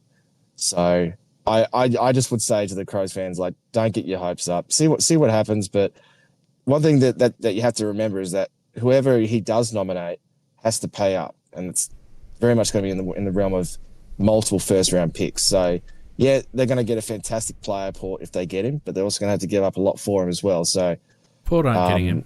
Yeah, Port aren't getting him, what do you mean and they won't have to give up a shit ton of players because he's out of contract and he's nominating a club. No. And you know how that goes. No, he's in contract. He's out of contract, Macca. That's the whole point. Oh, sorry, he has not re-signed. Sorry. He's out of contract and he's nominating a club. Correct. Sorry, he's out of contract, but he's not a free agent. That's what No, it's got nothing to do with it. Whenever an uncontracted player decides they want to move and they nominate another club, they always get to that club. Look at Geordie Dawson. Look at Isaac Rankin. Like, players get to where they want to go, and the unfortunately for the club that's the incumbent, they generally don't get what they're worth. We know that. That's true. Yeah, we've had it multiple times. Yeah, I'm just saying. I just think that this has still got Port written all over it. If you just listen to the things they've said and everything, no, I could be wrong. They could just be arrogant. They said the same thing about Dawson and Rankin and Cumming. They say the same thing every. They say the same thing every time South Australian wants to come home. They get on the front foot. Chris Davies is the master at doing it. Oh yeah, him and Cameron, but big man, I think it's illogical for him to choose Port because apparently one of the reasons why, apart from coming home to Adelaide, he's apparently approached the coach several times asking about what is the possibility of improvement. He wants to play in a good side, and then to go to Port Adelaide where they are at the moment would be illogical, and And you don't actually leave your club and then go to another club interstate just to be with mates. If he does that, then that's very, very stupid. And I can't see him being that silly because the way he's handled himself has been very clever. I think that logically, if he was going to do it for his career, he would come to Adelaide because at the moment Adelaide are a team that's risen from the ashes. It's done all the hard work forward. I mean, it's going to play finals and should be playing finals for the next few years. So, and if that's what he started, he wants to be playing in. So, logically, I think we fit. It's just, it's up to him. Yeah. But I think we are the best fit for him. I think, logically, I think if you were a supporter of 16 other clubs around the AFL, you would say, why would he choose Port over the Crows? But even when Danger left us, I know it was to Geelong and there was only one Geelong team, but we were in the finals and Geelong weren't that year. And when Dawson chose us, Port that was 2021. So Port made a prelim and we finished in the bottom four. So the people, players obviously, success is a part of it, but success is never guaranteed. And maybe he thinks that the core group they have there is good enough with him alongside it to go back up the ladder again. If really good players believe that they have the ability to make that sort of difference, and he might be someone like that. Not to mention the fact that he might have intrinsic stuff like the players that is there, the Burgoyne and Horn Francis and co, and also the fact that he's grown up a Port supporter and there's got that connection with Gavin Wanganeen. That stuff probably matters a lot to him. So, look, as I agree, Macca, I think we're well placed for 3 or 4 years now of really potential success, but it doesn't mean that players are always going to think along the same lines as we do as supporters. No. Big man, I One think thing- you need to go to therapy. Oh, we know because that. you have been tainted. You have been tainted so hard. I can hear it in your voice. You know, normally Brownie, big man, is the voice of reason, and he's analytical, and he'll bring his stats and all the rest of it. But when it comes to the emotional stuff, he's just like he's a shell of a man. I think a little on the negative side. One thing I would say is what you said.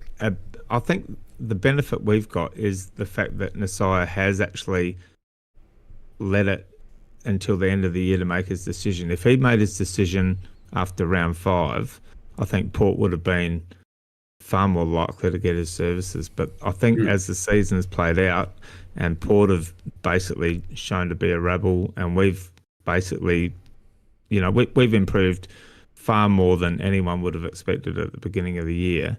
I think that's going to play into our hands extremely highly. And I think the fact that he has mentioned the fact that success is one of the pillars on which he's going to make his decision, I think puts us in a much stronger position than Port. And I think he's still going to be with his mates when he comes to South Australia. He doesn't have to play football with them to socialise with them and to have the benefit of being back in SA. So I think he gets the best of both worlds. He gets to see his mates and his family, and he gets to play in a successful side. And he's also got friends at the Crows as well. It's not like he's got no contacts there. So I'd actually be shocked if he goes to Port. And I think we'd be like strongly favourite now. And I think that's the scuttlebutt from the media now, is that he's strongly decided that Adelaide's his club. So I'd be shocked if he doesn't come to the Crows.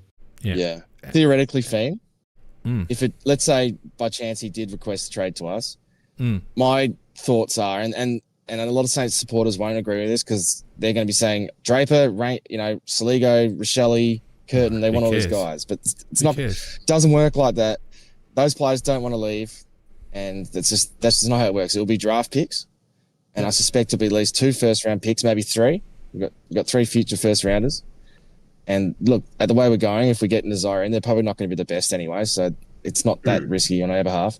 And potentially someone else as well, like someone who's probably thinks that Nazire guarantees that they're probably not going to get a game in the near future, which is into Charlie Edwards and Oscar Ryan, maybe Hugh Bond or a Nankirv, someone like that.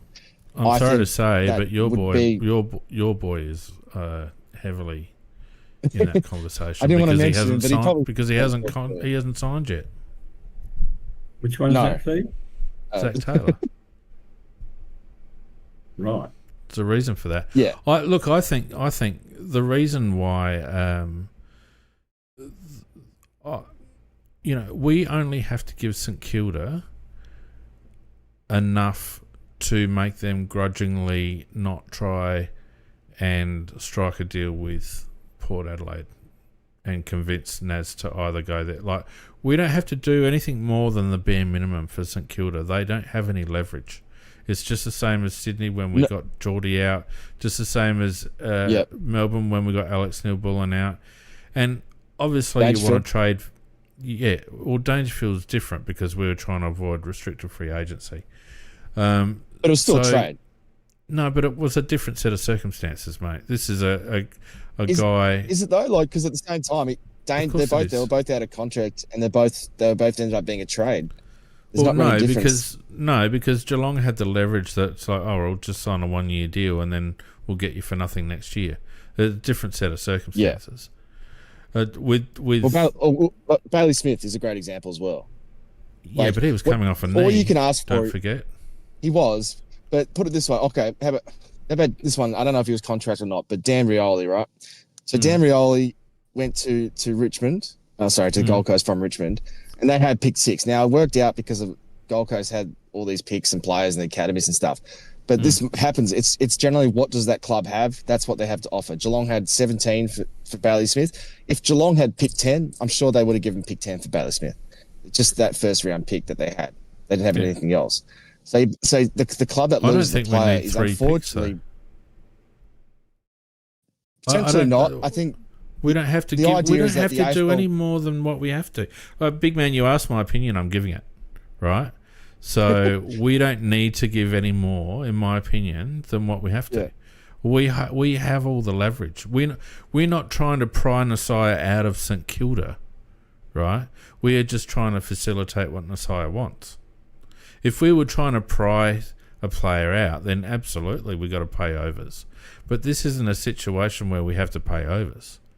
You know, assuming Nasiah comes out and says, I want St Kilda to facilitate a trade with Adelaide. If that's what happens, then we will trade in good faith because that's what we generally do and that's what most clubs generally do. But we're not going to be generous about it. No. Because we're not in there. We don't know. There's no point in getting a player from another club if we have to bloody give up just as much to get him. It's basically a 0-0 draw, isn't it? We're trying to make our team better. Yeah, I mean, exactly. It does depend on we're at a stage in our list development where players are probably more valuable than draft picks because we've got a pretty decent profile. And Naz, for example, what's he, 23 or something like that? 22. You know, just coming into his prime doesn't hurt our list profile one little bit. So and when you look at the drafts coming up over the next few years with Tasmania coming in and all the academy shit going on and all that, the draft at the top end is going to be pretty average anyway. So, we might decide, well, shit, we'll just give our first and our future first to you, St Kilda, because they're going to be pick 20 and pick 18 next year or something or other. Or we might try to do some sort of trade with another club to get that future first back into this year for them if that's what they ask. But we certainly don't have to go out of our way. No. I mean, the AFL does have to tick it off.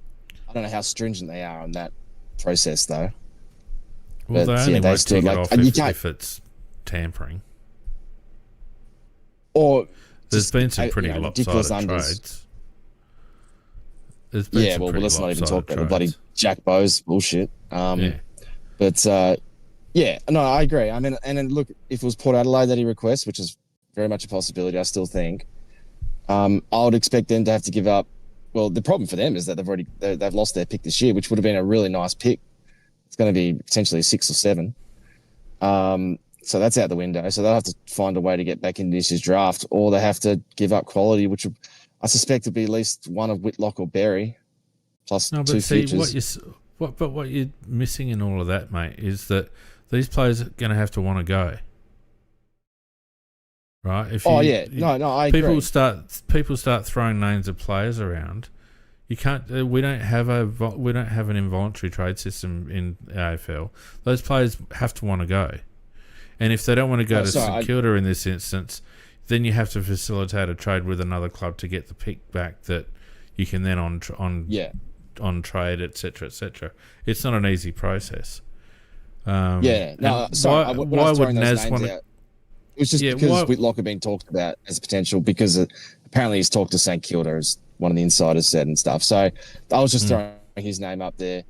And look, Berry's contracted for another 2 years, so he's just probably off the table. That was probably a bad one to mention, but no, I was just saying that it's still going to be someone it's not going to be I don't know, it could be a Bergman if he wanted to go back home, but for the most part, it's probably going to be an Ollie Lord or someone else out of contract. Well, it's not going to be anyone from Port because they're not getting him.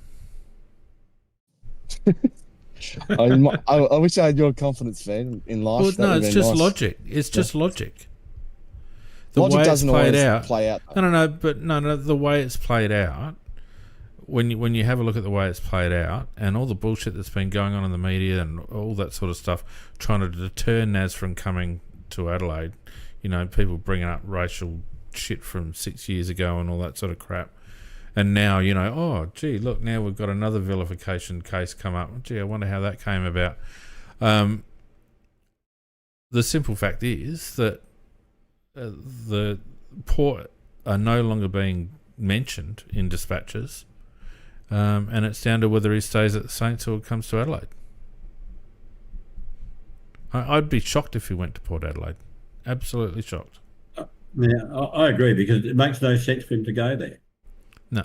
because he has actually stated, big man, that he's even queried his coach, and the coach has actually said that he's come to me several times wanting reassurance about success in the future. He doesn't want to be playing in teams that lose. Well, if you're looking at teams that are losing very badly at the moment and losing in poor way, even to the point where their coach says he's glad the season's over, or he's glad it's over. It's not a good team to go to at the moment. He might rate Port's list though and think that they are going to be playing finals next year. Like he could think that. Yeah, he could also be able to read and write. Yeah. Anyway, why would you want to? Why would you want to say such an offensive slur towards our future number one 1.7 million a year player, big man? How could he possibly think that there's any value in Port's list? Speaking of slurs, someone's apparently saying it could be Rankin, which is the worst possible thing I've ever heard. So let's hope that's just bullshit. Well, hopefully. Yeah, what they said that a Rankin called Quainer a faggot. Oh, really? That's what they got off of Twitter. So whether that wasn't by a reporter, that was by some poster. So whether that's hello, what's coming up now? The worst part is that's just a throwaway line, isn't it? It's not a homophobic slur. Hang on. Now somebody's breaking Adelaide Crows staff forward Taylor Walker facing a 5-game ban for homophobic abuse, while his teams went over Collingwood on Saturday night. The incident took place in the fourth quarter, in which the former Crows captain referred to Pies skipper Darcy Moore as a straight male. It's a. I think you're reading a troll post, Macca.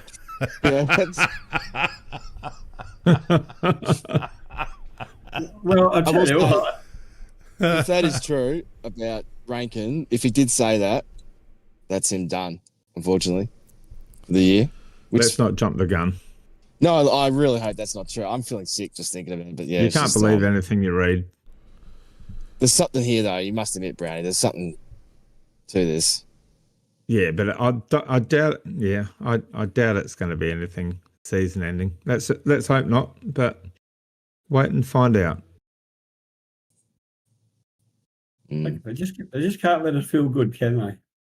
It certainly wouldn't be a racial slur by Rankin, I wouldn't have thought, unless he called him a white prick or something. Well, that's right. No. Well, originally the one that they talked about Rankin, they said that he called Quainer a faggot. I can't see anything of that nature. Oh, well, let's not worry. Here we go. NT News. Oh, it's all behind bloody paywalls. Yeah, I can't see. Oh, here we go. No.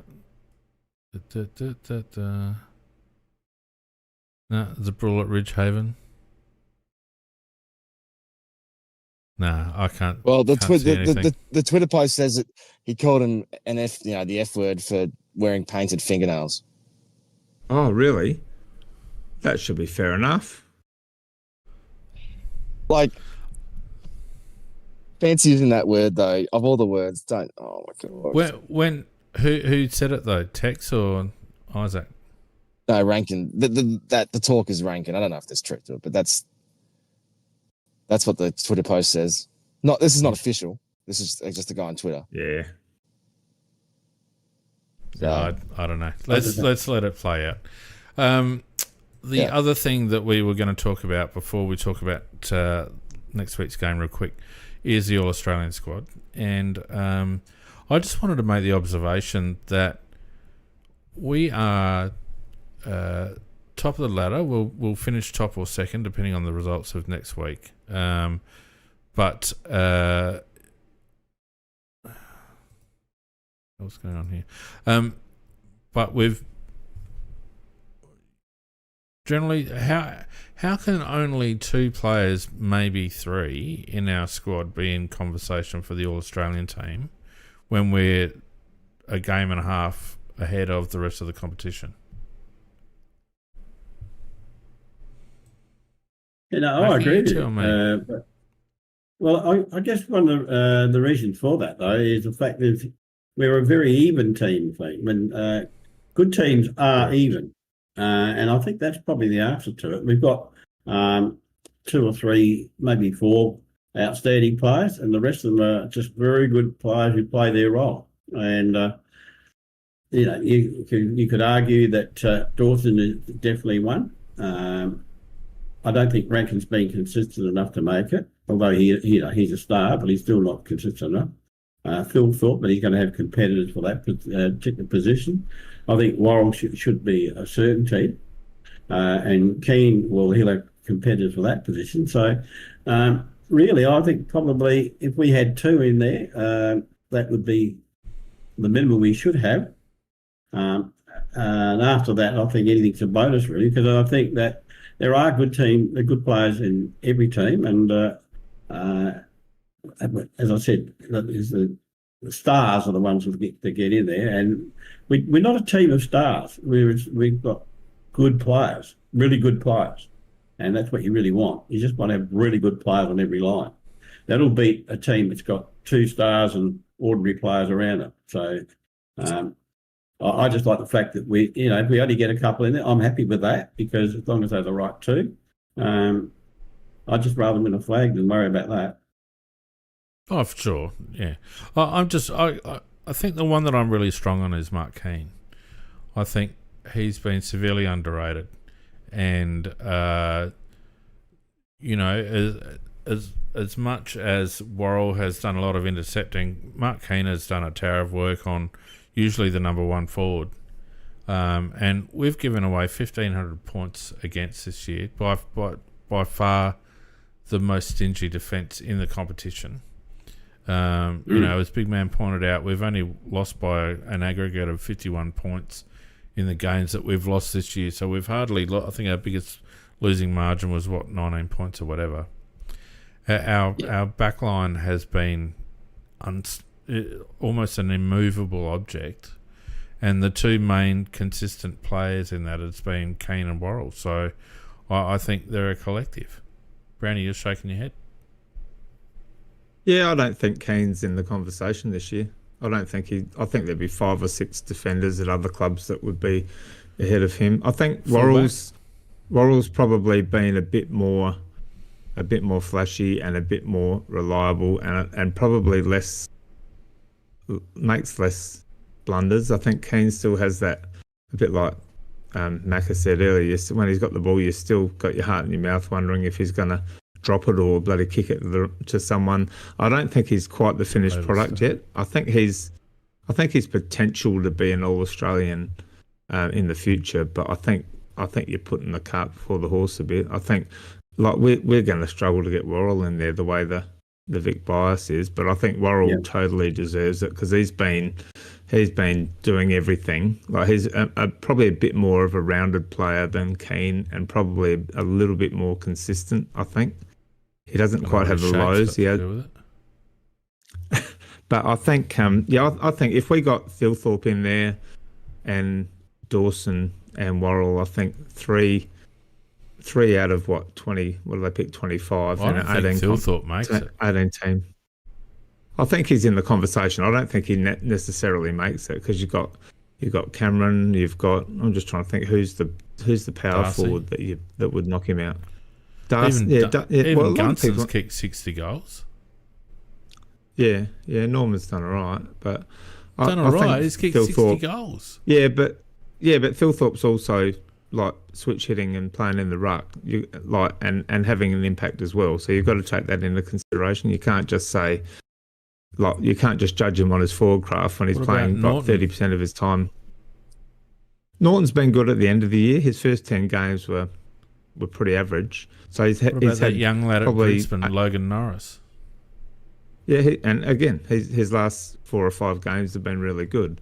I think Riley Philthorpe's been more consistent throughout the year. He hasn't kicked a bag every week, but he's been consistent. But you've got to take into account the fact he plays in the ruck, and he doesn't just play in the ruck. He's bloody good ruckman, and he also gets clearances in the midfield. So I think you've got to look at the whole package. 10 minutes Hey? a game he plays. He plays 10 minutes a game. Oh, in the 10, ruck. 10 to, no, some games he plays. He played more than 10 on the weekend in the ruck. He probably played 20 minutes, and he, I think you did mention, dominated and got every tap. But that's unusual. He usually, It's unusual, but Riley O'Brien usually takes one chop out, and that's usually about 5 minutes. yeah, no, he's actually done some good clearance work in the midfield this year. I think he's Oh, he has. got to be in the conversation. Like he's far closer to All Australian than Mark Keane. I don't know See, I what think- his. Well, name a better fullback. Sam Taylor. No, he's been terribly injured and out of form. It's been pretty good. He's the leading intercept player this year. Yeah, but he's been But, like, he's per been game. out for a lot of it. Injured. Harris Yeah. Andrews, maybe? Hmm. Was that more in reputation? I don't know. If I feel like we're going to get one of them, it's more likely to be Worrell. Yeah. Mm. And I think Dawson's a lock. I think we can all agree on that. And probably captain. Well, Yeah, they're I all think talking about Thorpe's the Noah other one Anderson that now. is Will touch the Noah ball. Anderson get gifted the captaincy because it's Gold Coast Suns? Potentially. I'm not But they're not talking after the last Dawson couple getting weeks. named on a wing too. So they don't yeah. pick for position. I think we'll Oh, have five dear. in the squad. I think it'll be Dawson, Tilthorpe, Worrell, Rankin, and Keys. But I don't think Keys or Rankin make. Sorry, not Keys, Keane. I don't think I'm Keane or sorry. Rankin make it. And I think Tilthorpe's touch and go because there's a lot of competition. But Dawson and Yeah. I think now Worrell's have locked too almost. So I'll probably get two. Yeah, it's unusual. Unusual for the team that finishes top to be so underrepresented. Remember Geelong and what was it, 2007? What did they have, 9? I think it Something was. like that. It was Yep. the I think it was Geelong 9. All-Australian team. Yeah, that's Well, Bulldogs will probably finish 8th or 9th, and I reckon they'll get 3 or 4. So I think it Bond- comes yeah. down to we're an even team, and they're a team. Their top 6 is bloody awesome, but that drops away Yeah. pretty quick. Yeah, point. that's how I see it. Yeah. All right, Macca, let's give people your dulcet tones for a few minutes and just quickly run through the rest of the weekend's results and the ladder before Yep. we finish off by talking about next week's final round. We started off with Essendon and St Kilda playing out a close game. St Kilda winning by 2 points, and I reckon everyone switched over to the Lions game at half-time or whatever it was. Yeah, spot on, mate. But yeah, look, it was in fact, well, I can really say about that game is Essendon had 17 players on the injury list, and it was a very brave effort by them to only get done by 2 points. I think though, out of this, they'll be a better team next year for it. And then we had Dockers really disappointing against Brisbane, a 10-goal loss when you're playing for your final spot at home. Terribly disappointing, and I reckon that's just about them done, Macca. Well, they had everything to play for, everything to play Yep. for, and yet they just never produced. It was one of the worst performances you could imagine. That they just got found out that they just haven't got it in them to. Brisbane's defence was outstanding, and just and they just flashed their forwards. They were getting beating in the midfield. In fact, there really wasn't much going for them at all. And yeah, I just 5 goals in a game of footy At home on a good deck. Yeah. speaks for itself. But now It was they've a got to come over and terrible. now they've got to come over and play beat the Dogs at Marvel to get in. Good luck. Which I don't think they will. Yeah, the Giants, on the other hand, did perform when they needed to, beating the Suns by 6 goals, 17-9, 1-1-1 to 11-10-76, and in the process, probably sewing up a spot for themselves. Well, actually, they made the Gold Coast look very, very ordinary. Right from the word go, they were just totally dominant. And right from the middle, Callahan and Green, they had pressure all around the ground. They just never let Gold Coast get into the game. And I just thought, while it was a must game for the Giants to win final-wise, they did it in style, absolute style. They looked very good. Yeah. And then Carlton smashed Port. Well, you know, you go back when Carlton beat you by 9 goals and Harry Mackay kicked 7 goals. And 7 goals straight. this is from a team, this was a team that's lost 7 of its last 8. So, I know Port had players out, but they're very poor performance. Hey, I was going to say, just with that one, that 54-point margin is bigger than we've lost by our total losses combined all year. Yeah. No, Port. I just put it in perspective. I think the consensus is Port suck. And then we had Hawthorn and Melbourne playing a reasonably interesting game, 13-14-92, the Hawks beating Melbourne 8-8-56. Yeah, I think everybody expected the Hawks to beat the D's, and they did, even though they had a new coach. And, you know, the old faithfuls, Gould, Oliver, Petrarca, they played well. But, no, the Hawthorn jumped them for 5 goals to 1 in the first quarter. Gradually increased it for the next 2 quarters, then sat back and had a bit of a rest in the last. And Grandpa Gunston, he got 7 goals. And, yeah, they played pretty well. He's only 33, you know. Oh, well.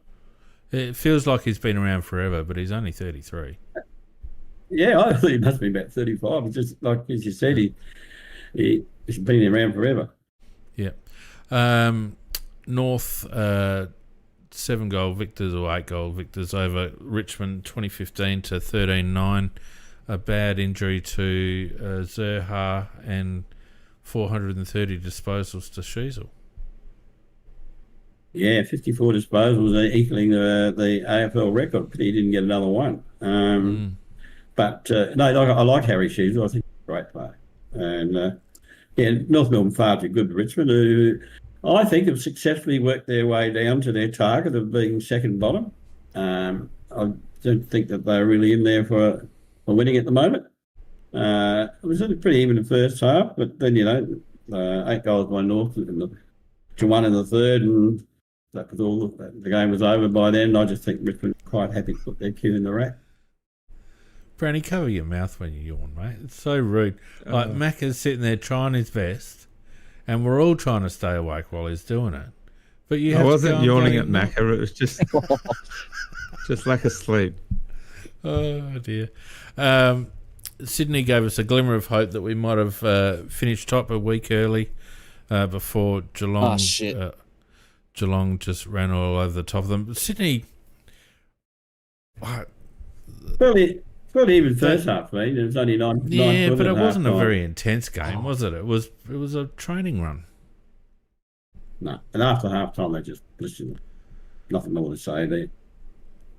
Yeah, I was hoping they might put up a bit more of a fight, but never mind.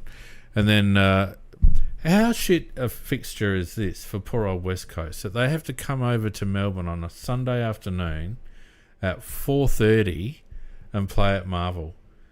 Like, that's fucking terrible. It's a bit low down, really. It really is. It's shocking. Well, I think the best way to summarise that game is to say the Bulldogs shattered them. And that was it. 79 I don't points, think the Eagles would have given a rat's ass, to be honest with you. Nah, that's it. All right, quick look at the ladder, and it's the ladder with Gold Coast having a built-in 40-point win over Essendon, so keep that in mind. So I reckon that's probably reasonable. So the Crows on top, 68 points, 141%. Cats on 64 points, just below 141. The Lions in third on 62 points, and then we have Collingwood in fourth, the Suns provisionally in fifth, Hawthorn in sixth, Giants in seventh, and Fremantle still in the 8 at the moment in 8th spot. And then the Bulldogs in 9th on 56. The winner of that game next week will play finals. Sydney on 44, St Kilda on 36, Carlton 32, Port 32. Port, though, with 79%. Bloody hell. Terrible. Melbourne 28, Essendon 24, North 22, Richmond 20, and West Coast 4. So it all really comes down. We can't miss top 2. So we've sewn up home finals, which is exactly what we need to do, particularly as we can see the drums starting to beat already with regards to not letting the Crows win anything. And I reckon I did a bit of a predictor, Macca, and I reckon it might end up being the Suns that we meet in the qualifying final. Well, I did a predictor too, and it's going to be either Suns or Collingwood, depending on the percentage. Yeah. Yeah. I think So, if the Suns beat Essendon by 30 points, it'll be Collingwood, and if the Suns something like that, and if they win by 40 points, it'll be Suns. That's how close it's that close. It is really, really close, and it's going to just come down to maybe a goal or two in it. So it's going to be one of those two, though. Well, it could be Hawthorn because Hawthorn could beat Brisbane. I think they're playing Brisbane, aren't they? Could beat Brisbane in the last, not out of the realms of possibility, which would put them on 64 points as well. So yeah, but as we said last week, the fact that we've gone from 15th to 1st, we'll finish top 2. We'll have at least the first. Well, we'll have at least 2 home finals, and really, all things being equal, a fantastic opportunity to jag our 3rd premiership from nowhere. Yeah, I was feeling very, very optimistic about it, but I'm a bit deflated reading the Mitch Cleary reporting that Rankin has been charged with it. Is it Rankin, is it? Yeah, Rankin's a homophobic slur. That would be I think that report, the word was faggot, would probably be spot on. That's 4 weeks. This is I think this is a disaster. This is actually as bad as it gets. Well, Rankin's got a line, so I called him a maggot. Yeah, hopefully. That's not good. Yeah, that's not good at all. Because Cleary That's doesn't usually disastrous, make man. things up. No, Mitch Cleary, no, he's a pretty straight reporter. So obviously the charge is there. It's just, I just want Rankin to lie, just so I've never done it. For God's sake. Well, that's done. He's done for the year. I mean, not charged. He's been investigated. This is like that. Yeah, but you know how it goes, Macca. That means he's cooked. That's. I love your positivity there, big man. Look, but the thing is, like Brownie, we've seen in the recent cases here, Finlayson, we've seen Will Powell. Yeah, there's been some get off 4 to 5 too. weeks. That's. There's been a couple get off too. That Swans player got off. I don't know how you can get off in these situations. If you didn't say it. No, if the officials didn't hear it, and that's what somebody said, the officials didn't hear anything, it came up Sunday. Now, if it's just he's raised it on Sunday, and it's not that the officials haven't heard it, then I would just bloody say, no, I never said it. I just never said it. 100%. 100%. Unless it was reported by an official, an umpire or whatever. Yep, no way. Yeah. You must have misheard me. You're just trying to get me in trouble. Yeah. So, it depends where did the complaint come from. If it came from Quainer or other Collingwood players, then maybe. But if it came from any sort of umpire or official or even like a trainer or someone, I don't know. I don't think you can get away with that. I think there's going to be some sort of corroborating evidence. Well, they've got to prove that he said it, big man. Yeah. You can't just. The other guy said that he said it, and he's just got to say I didn't. Now, how are they going to prove it? Depends if they want to get him. If they want to get him, they'll get him, won't they? And somebody said in the chat there, he said, "No, I said fuck it." Yeah. But if he pointed out if this fingernail thing, and look, this guy must be right because he was onto it. He said Rankin. If he said it about Quainer's fingernails, then and multiple times, there's going to be people saying, "Yeah, it happened," and how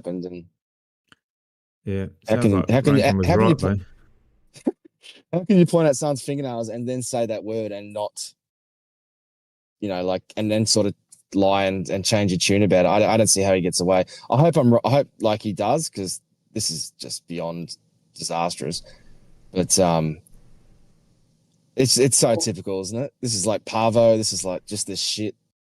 Oh, look, I'm so glad I lived most of my life in another world, mate. This current world's just shit. I mean, it's just weak as piss. That players are weak as piss. I can't believe it. Christ, the things I got called or things I called other people when I was playing, and nobody ever give a fuck about it. I mean, now they've got, this is terrible. This is so weak. It is. I mean, it is what it is, though, Macca. Yeah. I struggle with it. Unfortunately, like if it is Quainer who reported it, that Collingwood benefit from it. You know, if they're going to play us, or they will probably play us in the final series at some point, they get to play us without Rankin. Like, why not? If Rankin did say it, of course he's going to say, you know, hey, this is what he said. Yeah. Well, I hope there's no audio of it. You can just lie and just tell lies and say I never said it. Correct. But he's saying in the chat, Rankin is the one who's weak if he doesn't have the discipline to bite his tongue in this day and age. Oh, God. You're dealing. No, I look. I got to say, I disagree. I 100% disagree, and I'll put it out there to the detriment of this podcast if I have to. That I think it's as weak as piss for a player to run to the teacher and say, "Excuse me, Miss AFL, he called me a name." That's weak as fucking piss. It's weaker than that. It's disgraceful. In fact, I think he should be kicked up the arse because that's weak. He's not a man's arsehole. That's just horrible. But Macca, these players get taught every year like what you can't say, and this is one of the things you can't use this language, and like it's not. I agree that, you know, unless Quainer is actually, you know, homosexual, it shouldn't technically offend him. Yeah. But at the same time, even it shouldn't technically offend him. It shouldn't offend him. Full stop. Brownie, call me a faggot. If he was but if he's, you know, there is a possibility that you could say that word to someone and they are homosexual, and of course then it's going to be offensive. So you can't have it at all. You just got to cut that word out. Oh, look, it is that thing. How is it offensive? How is it offensive, big man? How is it offensive? It's like the big word to call someone if they're gay. You know, it's actually bloody not, for God's sakes. Well, how is it? Is that or the P word? Like they're both. It's a derogatory term for a homosexual, but yeah, it's still you still choose whether you're offended. I mean, for you to want to raise that and have a guy rubbed out for the finals is pretty soft. Like, how can that possibly hurt you? Big man, what's the difference between someone being called that and someone calling me a fuckhead? Because I find that offensive, or a bastard. That could be offensive. No. I mean, I could tell you exactly why bastard is offensive could be offensive to me. I could tell you exactly why. I mean, it's one of those things about something that they can't change. The race you're born, the sexuality you're born with, like it is what it is. Hang on. What's religion. What's bastard then? I agree, but no. You probably can't use that word either. Maybe you can't. Well, of course you can. Maybe that word. I can on the football field. You can call another straight white male anything you want on the football field. You can call him anything you want. It doesn't get sent up. I'm not arguing there aren't double standards, but they get drilled which words you can't, like which topics you can't attack, and sexuality is one of them. Yeah. It's race, it's sexuality, and it's religion. Yeah. But generally it's an official that hears it. Look, that's what happened with Tex. It wasn't the player that complained, it was an official hears it. When the player's complaining about it, that's pretty bloody weak. If it is. And we don't know that yet, do we? Yeah. That's the only thing I will say. If it came from Quainer himself or his teammates, then to me that unless Quainer himself is distressed or by the comment, it does reek a bit of someone that's trying to take advantage of a bad really bad decision by Rankin and make it an advantage for Collingwood. I will say that. But at the same time, I'll tell you what, I want Yeah. someone to come out and call someone a straight white cunt and get done for 6 weeks. Because what's the fucking difference? It makes me so angry. What's the difference, big man? You tell me. I will say that I agree that the double standards annoy me, but at the same time, we can only go by what what's happened in the past, and we've got recent examples of this now, Fiend, and the examples don't bode well And for. that's the problem we've got. Isaac. Yeah, I agree though. Like there are double standards. I can't imagine people being called white something and footy too much. Maybe in other countries, but yeah, You obviously haven't spent a lot of time around Aboriginal people then. it's pretty common. Look, see, that's the thing, big man. You don't know. You're just sprouting stereotypes now, because if you spend time around Aboriginal people, you'll get called a white prick all the time, and it's derogatory, right? So what's the fucking difference? No, I agree, Fiend. There are double standards, and unfortunately, the AFL is going to enforce those double standards because they don't care about how it would look to be called a white something, but they do care about the optics of the F word, and they're trying to be all, they have the bloody pride, the pride games, and they have all the, when the gay marriage thing came up, they were big on that, and they don't want to have things like this spoil that image. It's all optics for them. Oh, it is, absolutely. Yep. We'll just All have to wait and see how it plays out, I think. Wonder if they're going to have a harden the fuck up round one day. I reckon that'd be pretty fucking handy. Sponsored by Adelaide Brighton Cement. I guarantee you, if Rankin said it, I'm almost certain that he's gonna admit to it, and we're gonna have to cop what we cop. And unfortunately, being the Crows, we're probably gonna cop a bit. Oh, fucked. It would be different if he was a different. Look, the fact that he's right from the Crows, he's just going to get whatever the maximum they can give. There's no doubt about that. But if I was him, I'd just lie. If he did say it, I'd just lie and say I never said it. And how can they prove it?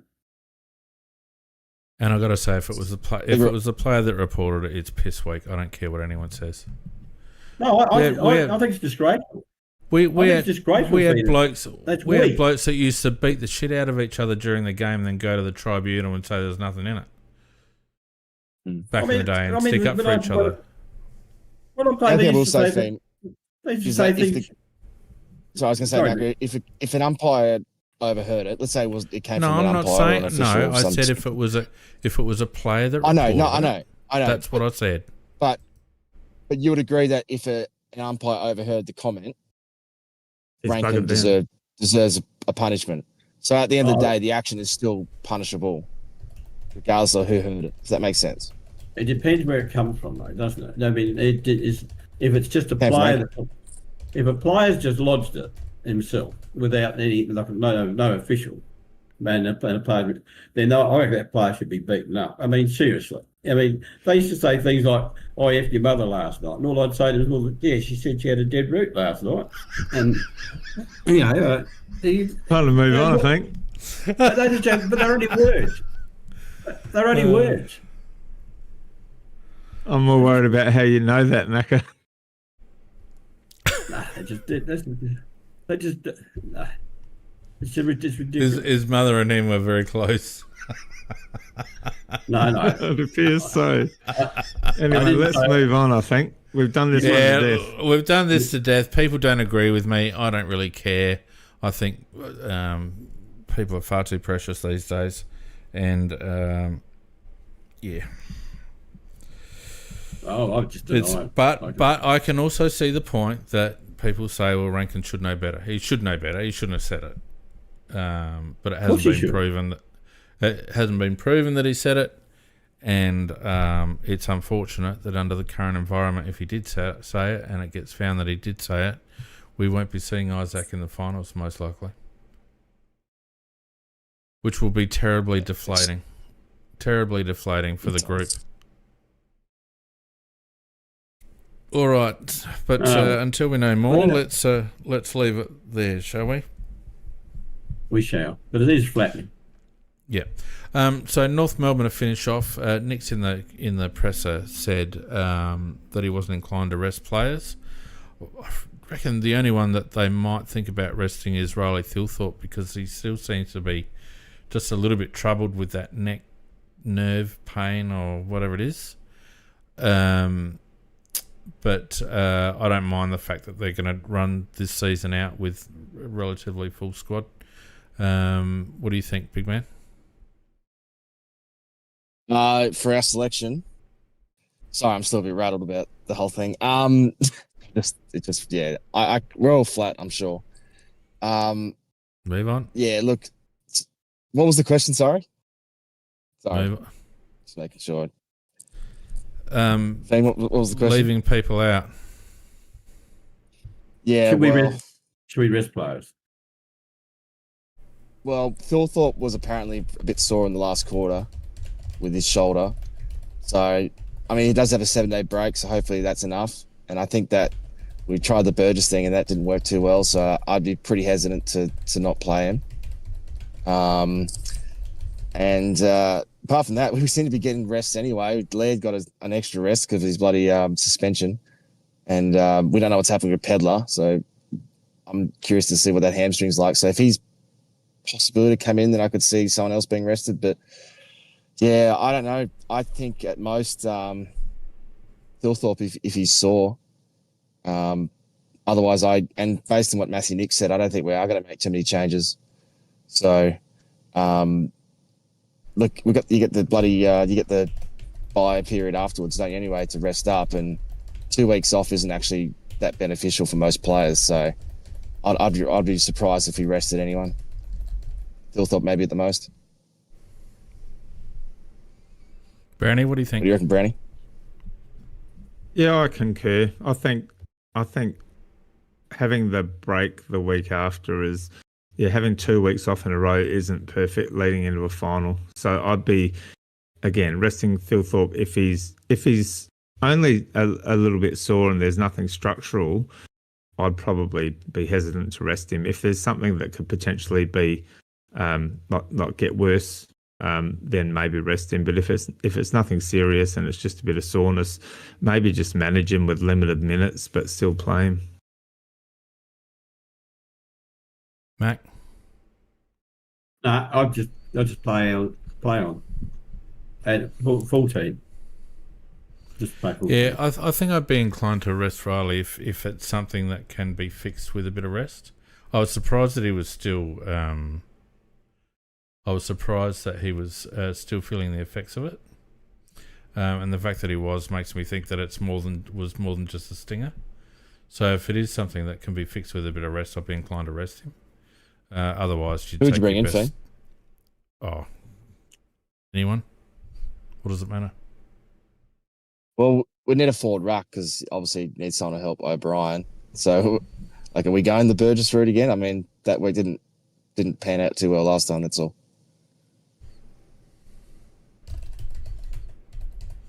All right, people getting into me on Discord about speaking my mind. That's what's wrong with society at the moment. You can't speak your mind and have your opinion if it doesn't fucking follow the status quo. So I don't think there's really too much riding on the game, but it would be nice, I think, to finish first against North, just to finish on a bit of a high. And we should do it, I think. It's always one of those tough ones, the last game of the minor round. You don't want to get injured, so you don't go in 100%, and then all of a sudden, things happen.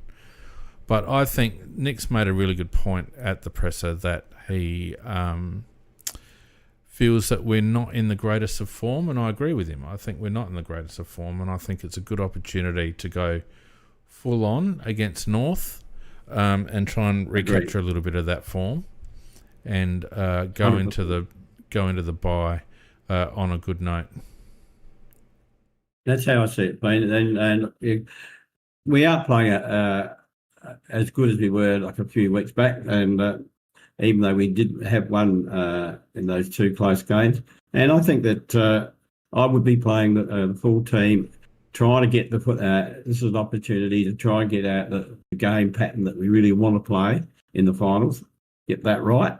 And for that reason, I'd have all the players that are required for that game, and, barring anything else that, like we're talking in the background here. But just given the fact that who's ever available of our normal team, I would play them and try and get our game plan going well. And because then we do have a week's rest after that, and then your players come up fresh, and it'd be good going into that rest period with good form, and I mean really solid good form. We've got winning form, but I want really good form. All right. Anyone think we're not going to beat them? We'll win. About 7-8 goals. I do worry about, I know I don't want to talk about it too much more, but could this news affect the group morale? I mean, we've got a top two spot sewn up, so it's not like a dial death situation for us anyway. But we do play well at the Marvel. We've got a good record against the Roos, obviously, and they've just come off a win. But that's sort of they knew they set themselves up for today to beat Richmond down there, so they're gettable for sure. It'd be ridiculous. On paper we should win, but yeah, I mean, obviously, I'm just thinking, are we affected by today's news? I'd also like to think that I'd love to see us try one or two players out. I think Billy Dowling, he's had 75 touches and 4 goals over the last 2 weeks. What's the point? So, I mean, if you play Schomburg, you have to play Dowling, don't you? To reward that form, and Why? And that's unbelievable form. Why are you preparing your squad? You're preparing your side for finals, and Dowling is obviously not part of that. So why play him? Well, we didn't think Schomburg was part of it. He got a gig, albeit as a sub. Did. Yeah, I mean, he was emergency this week. Whether that's token or not, I'm not sure. I'm just saying, look, he couldn't have done any more. He obviously would have been flat about not being selected for the Collingwood game, and he comes out and has just as good as game almost the following week. I think that shows that his mindset is really strong. So I'd like to see him get rewarded, even if it's as a sub. I think he'd be good under the roof too. Brownie, Macca, would you play down? Look, I'd probably make him the sub, possibly use him as a sub. Yeah. I prefer him as a sub to Schomburg, and I think he's a little bit more flexible as well. So I certainly would.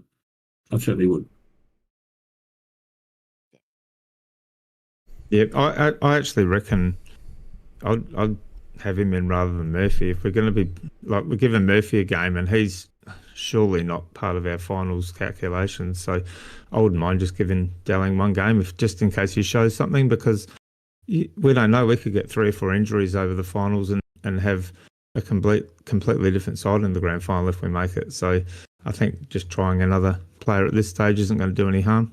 I just don't understand why Murphy was put back in preference to Dowling in the first place. It just seems ludicrous. Yeah. Well, I mean, we're clearly very structured in terms of who can play where, and we must have some sort of lineup for each spot. And they thought, well, Pedler's out, Murphy is the next in line, and that they didn't even consider Dowling for that because they don't see him as a pressure forward. So that's the struggle to get Dowling in the team, and that's also why I worry. I don't see Murphy coming out this week unless Pedler's ready to go, and I don't think he would be, because how often do you get a 1-week hamstring? So yeah, I suspect a few changes, and yeah, I agree with Macca. I think if Dowling's going to get it spotted, be probably replacing Schomburg as sub, and we also have to look at what we do up forward as well, because it's probably going to be another omission, unfortunately. All right, well, we're all flat now, so why don't we just call it a night. Thanks to everyone who's joined us on YouTube and Discord. I'm sure the conversation about my highly inappropriate comments will continue on Discord, which will be fun. And yes, let's keep our fingers crossed that the Rankin incident was a storm in a teacup, and we come out of it unscathed and flying into the finals. But irrespective, one player does not make a team, big man, and the team are on track for their first final series in 8 years, and the team are in a very good position. And you know, if it's not Rankin, then next man up. And maybe Isaac has to watch from the sidelines, but we'll just wait and see on all of that. All right. Thanks, Brownie. Thanks, Mac. Thanks, Big Man. Thanks, everyone, for joining us. We will be back again next week. But until then, take care, be safe, and have a good week. Good night, all. Good night, all. Bye, guys. All right, cheers.